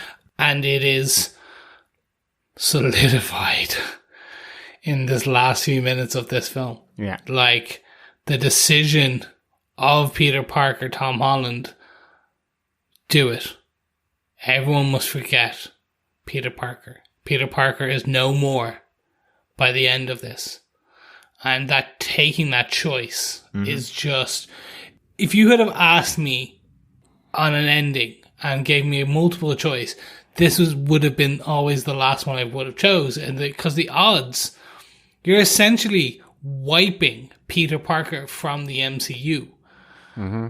To a degree. You're keeping Spider-Man, but Peter Parker, in who he has been to date, and his involvement with everyone, Spider-Man's still there, but his involvement as Peter Parker is no more. Exactly. As of right now. Exactly, and isn't that great? It just takes it back to a personal story and his personal experiences. It's absolutely horrible for Peter Parker. His girlfriend doesn't remember him. His best friend that's been around all his life doesn't remember him. Happy Hogan doesn't remember him, as we see later on. So anybody that he's had an interaction with as Peter Parker doesn't remember him. But they will remember the hero that is Spider-Man. Yes. They will remember what he did for the world within Endgame and within all the rest of the movies and all the rest of the things that he's done. But they just won't remember Peter Parker. It's really interesting because, again, if you bring it back to that personal story of them moving on from high school, moving into college, or moving into a new world where you may not know anybody at all and nobody knows you. You're moving from being a big fish in a small pond sometimes to being a small fish in a big pond. And that's effectively what's happened to Peter Parker. He's moving out. He no longer has his Aunt May. He's no longer living in the apartment, no longer has a connection to Happy, no girlfriend, no best friend. Yeah. And he's moving back in, as you pointed out, Chris, after we watched the movie, back into the apartment that Tobey Maguire's Peter Parker had back in Spider-Man 1. He's moving into this really small apartment in New York. So on his own, completely anonymous, nobody knows who he is, and definitely nobody knows he has a connection to Spider-Man. So I really like this choice. And it can be confusing because it feels quite similar to what the original spell was. Let the world forget that I'm Spider-Man was the original spell. This one is let the world forget who Peter Parker is. Massive sacrifice, but a different spell.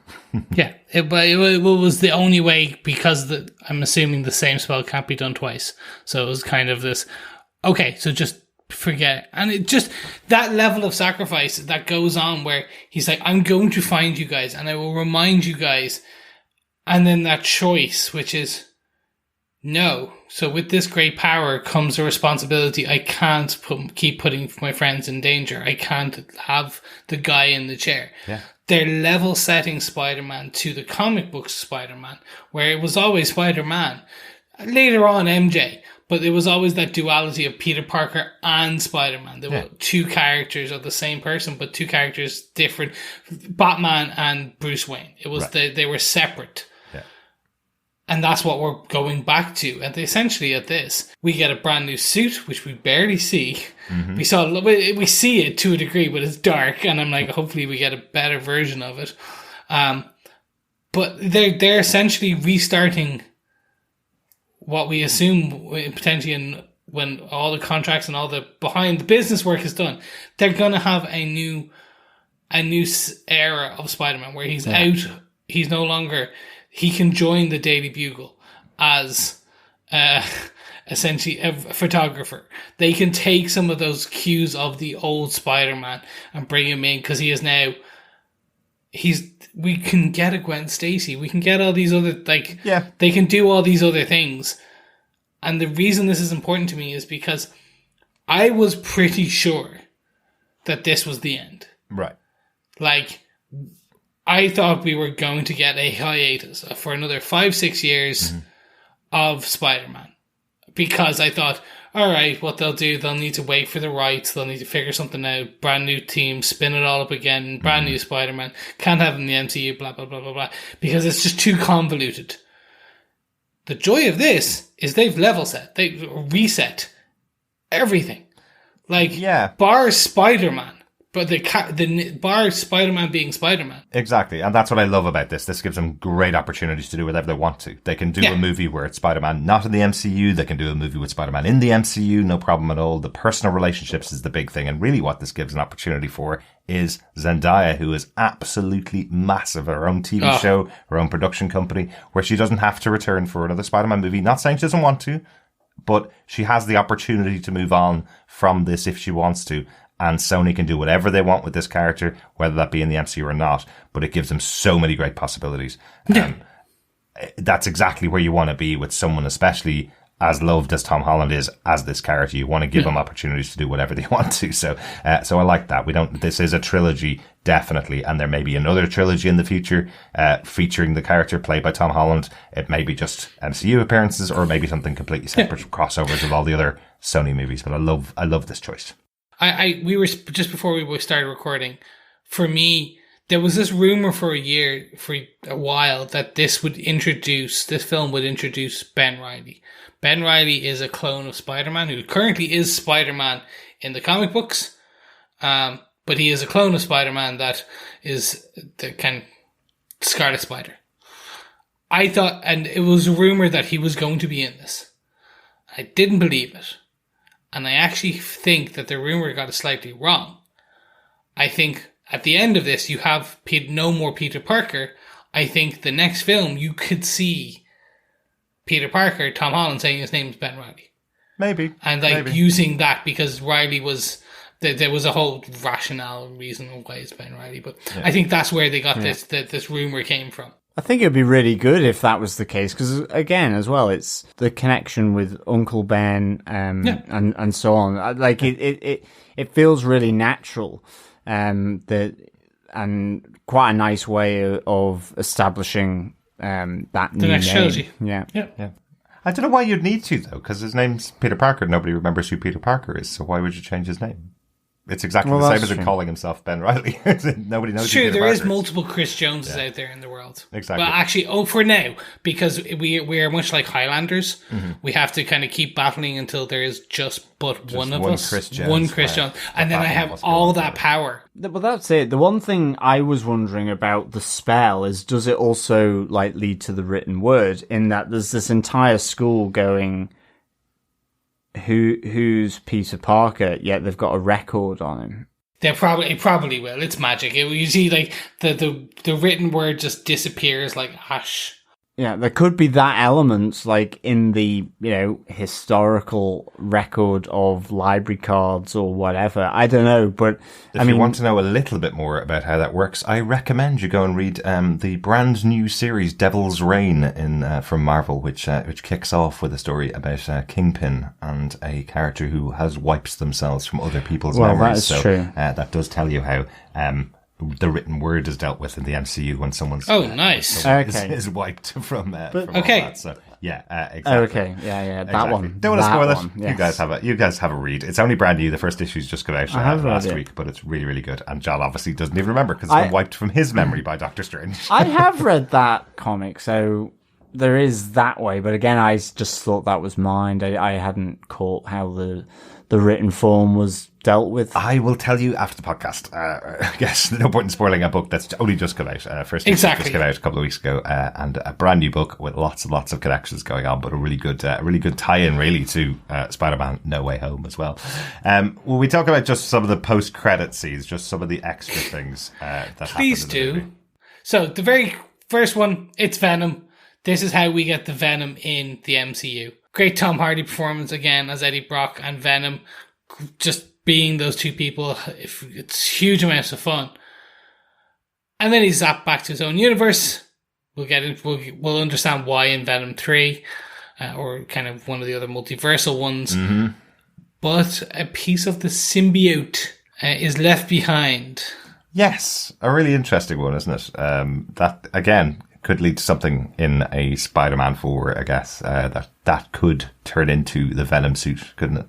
Yeah, I think that's very much because it was very interested in Peter Parker at the initial part and the Spider-Man. So interested to see where that goes. And it's a nice one. It will probably be something small. Yeah. And we just then get a new Venom. Yeah, and weirdly ties in with Venom Let There Be Carnage, because we haven't seen Tom Hardy and Tom Holland in any movies together, so it's interesting how it ties in there. Yeah, it was good. It was good fun. The first post credit, really enjoyed it. Loved Tom Hardy as Venom. But whatever his name is.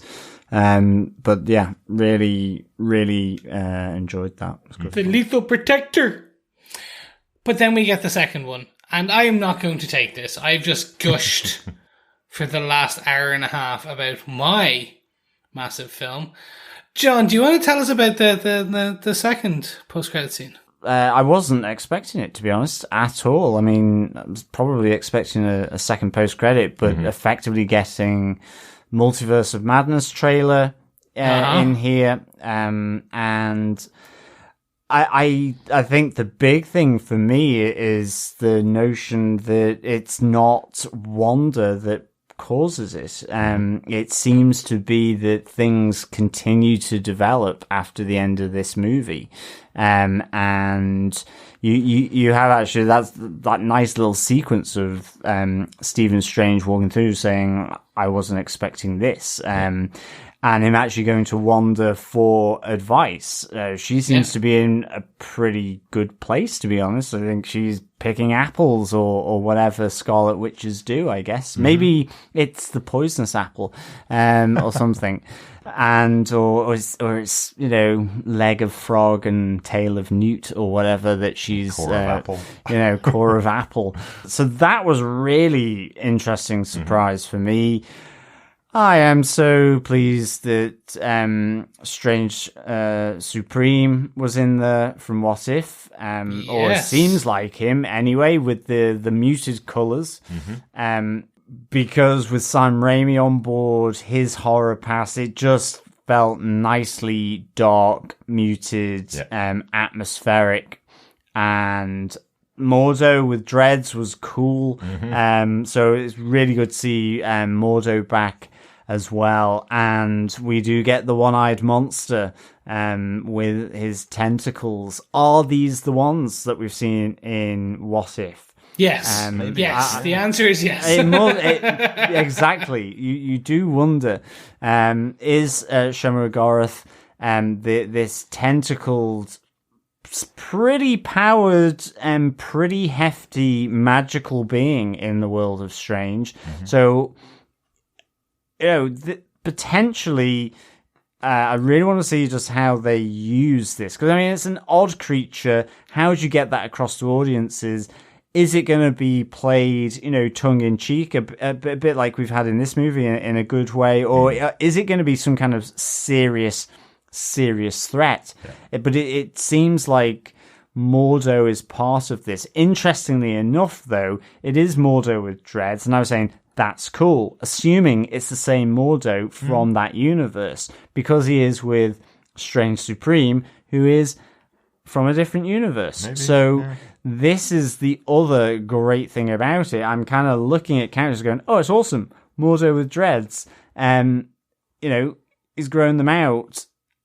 And I'm going, but this could just be a completely different universe. He might not even be seeking to reduce the number of sorcerers on the planet, because it could be a different Mordo with a different reason for being. I love it. We have learned nothing from the Spider-Man No Way Home trailer. We are still going to speculate on a trailer for a movie out in a year and a half's time, even though a wink was cut out of the Spider-Man No Way Home trailer and changed the entirety of the concept of what we thought was going to happen for Doctor Strange. But we'll still speculate, apparently. Oh, it is 100%, because my speculation is that they're pulling in all the different Sorcerer Supremes, and essentially Mordo is Sorcerer Supreme in his universe. The Sorcerer Supreme is the evil Doctor Strange is his one, so they pull him in. They're pulling in multiple different the sorcerers in order to try and save the multiverse. All of the different. But the interesting thing, if there is a continuity there, well, then currently, Strange Supreme is looking after and making sure that the end of the multiverse doesn't actually happen from Ultron and from Killmonger.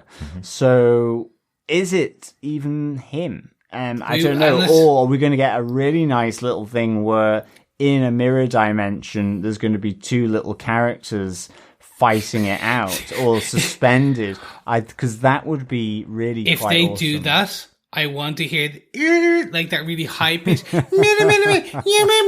it could just be a wonderful way to reintroduce Killmonger and Ultron back into the universe. That'd be kind of cool.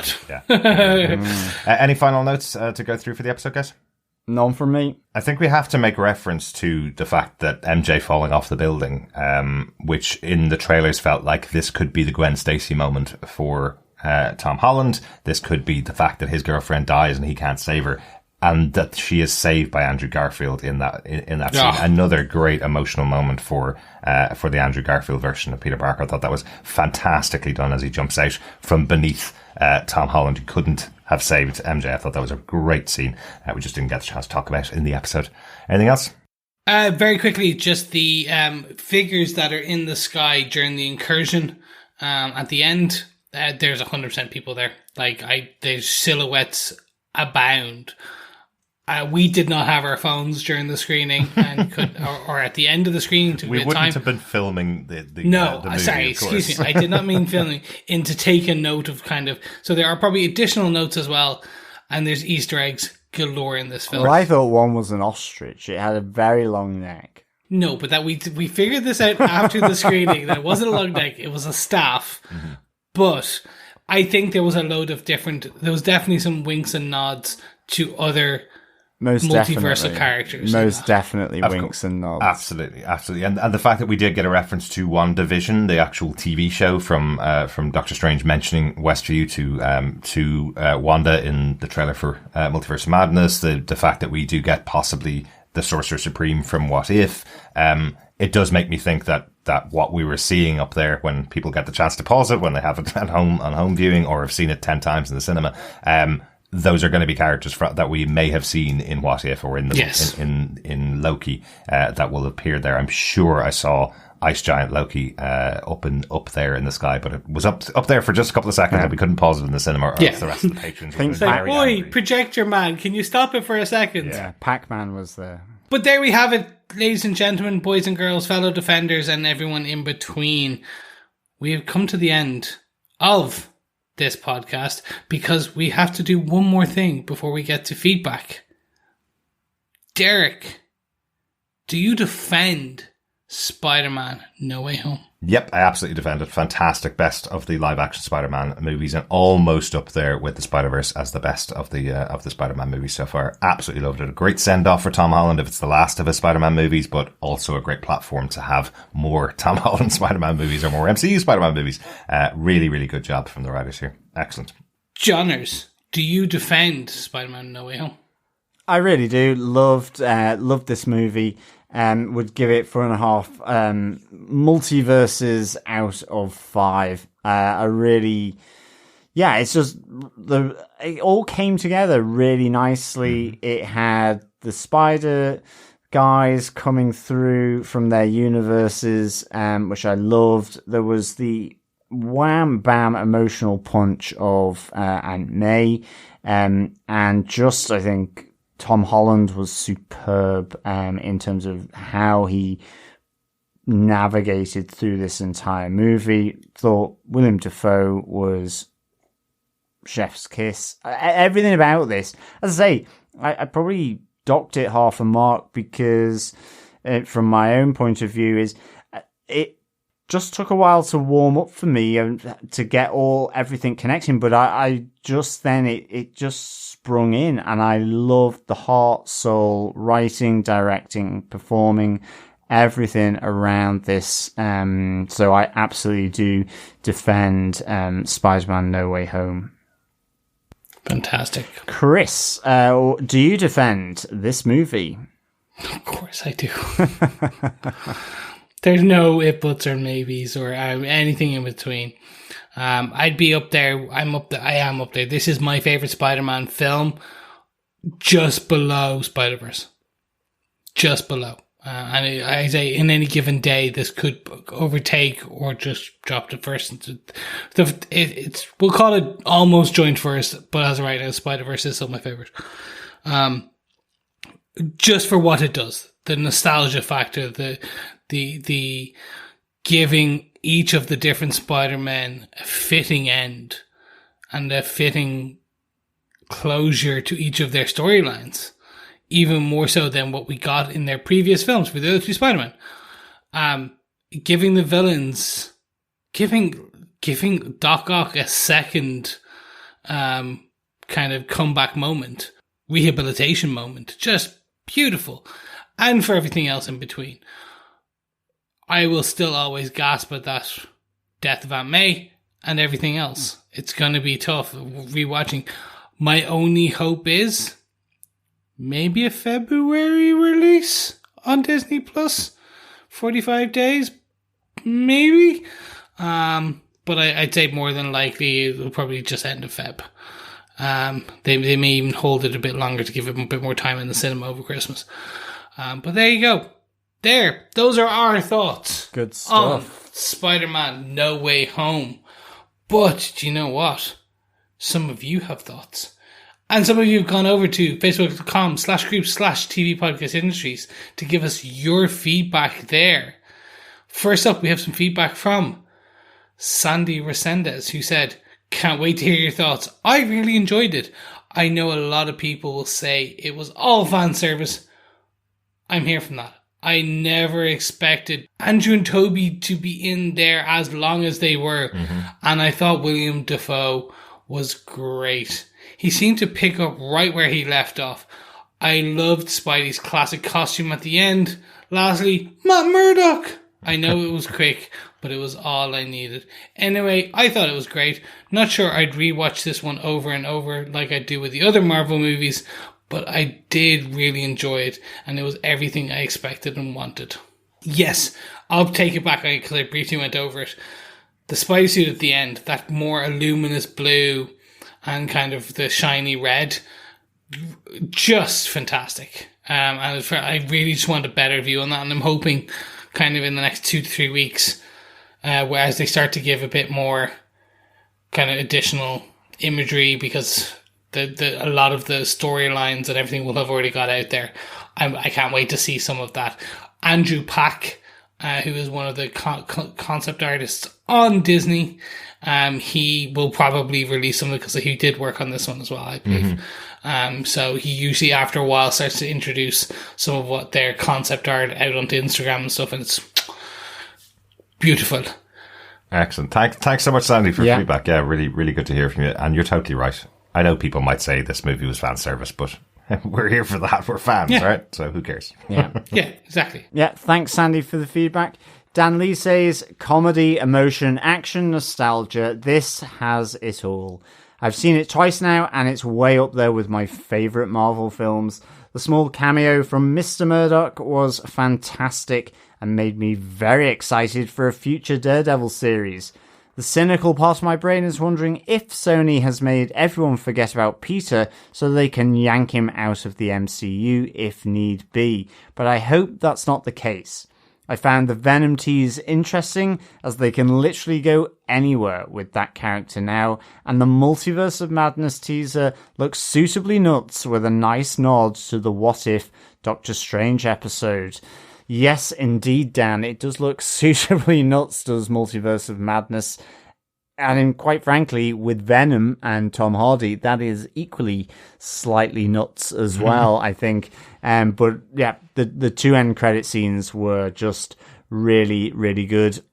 I'm there 100% with you that this has it all in terms of the nostalgia, the action, the comedy, the emotion, the Mr. Murdock, you name it. And yeah, it's interesting if that's the ploy of Sony, but I guess as partners in this, then it's also something that Marvel Studios would have agreed to in terms of their involvement and use of like Doctor Strange within the franchise. So I guess it's both ways if that's the case. Yeah, I'm sure. I know Sony probably don't want to be held over a barrel for any much longer if they can possibly avoid it as well. We also got an email in from Coffee and Vodka who's similar thoughts about the breakup of Sony and the MCU. He says, "Greetings, MIT-bound defenders. The layers of No Way Home began with the title. Broken down, it means that Tom Holland's Spider-Man has no more solo films outside the Spider-Verse and only one last contracted appearance within the MCU. With Sony and Disney unable to come to an agreement, Spidey's stuck in the former with no way to get home to the latter.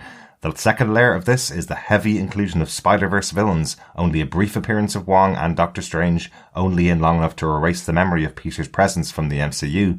The third is the appearance of the movie, all the visual slickness of Disney's Marvel with the B-movie feel of Sony's Marvel. It seemed to have been written under the instructions to produce a visually interesting legal separation document.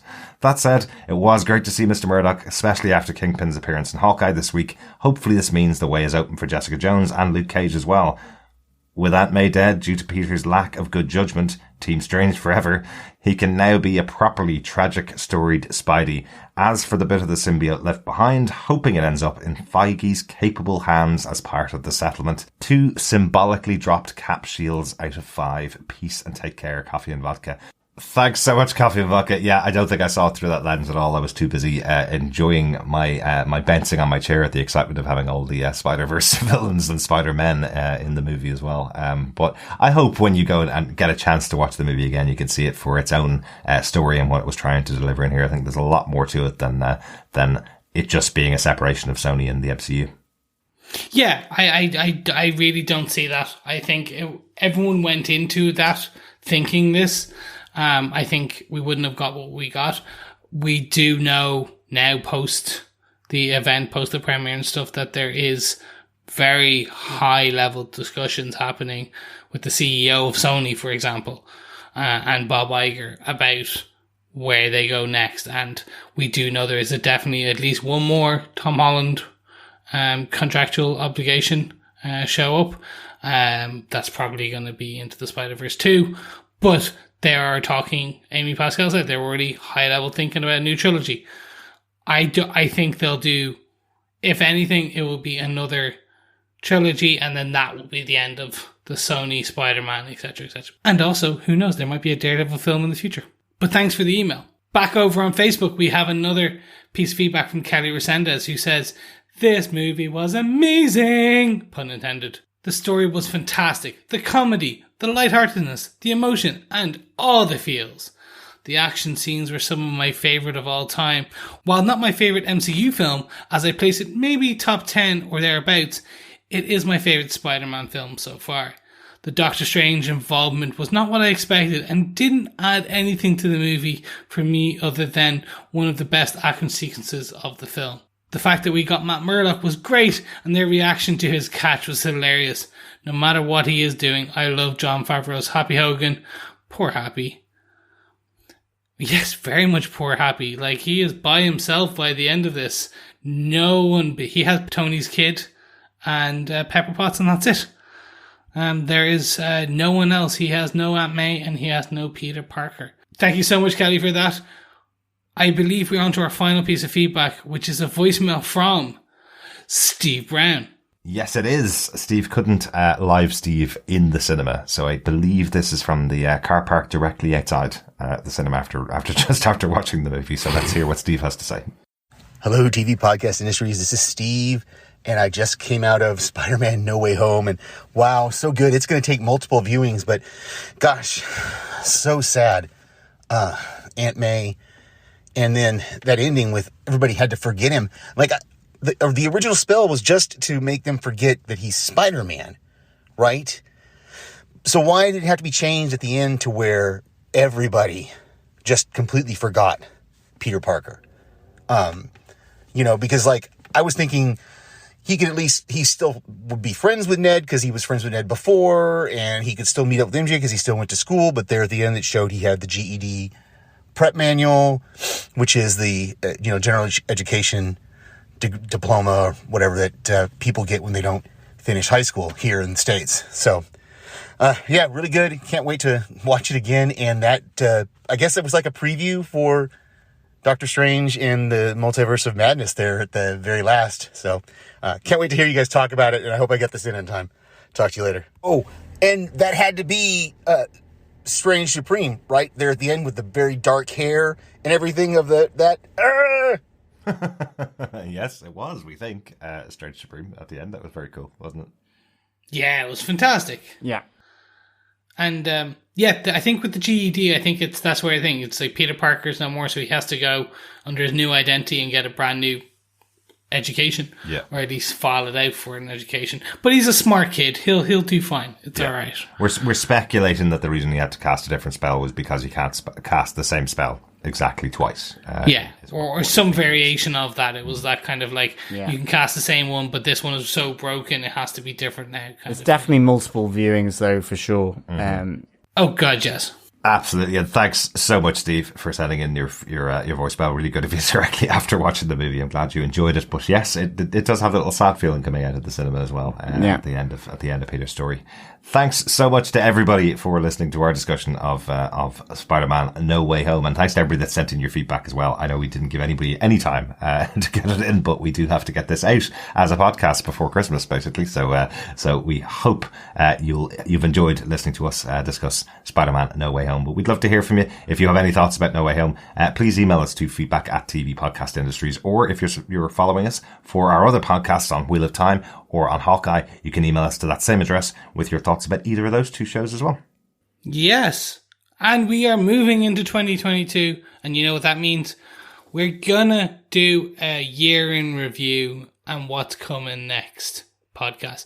So that means we'll probably have that one in early January. Keep an eye on all the socials where we'll put up a time when we're going to be kind of recording it. We'll give you a heads up if you have any overall feedback for any of the shows that we've covered in 2021 or just any general nice thoughts, discussions, whatever. Put it into us at feedback@tvpodcastindustries.com. If you like what you heard across any of this podcast or any of our podcasts throughout 2021 or any of the shows, why not head on over to patreon.com/TV Podcast Industries where you can support us on an ongoing basis and it will be very much appreciative. Or if you just want to buy poor Derek a bit of coffee because you know what, he's been doing a lot of editing, 100 episodes in a year. It's a bit of a tough one. Head on to buymeacoffee.com/TVPI.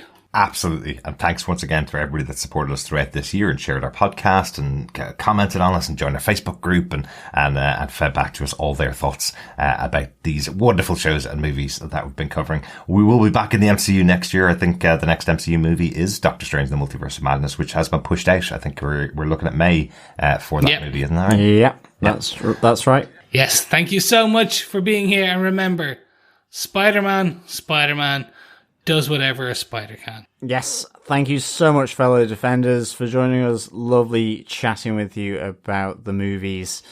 Speak soon. Bye. Bye.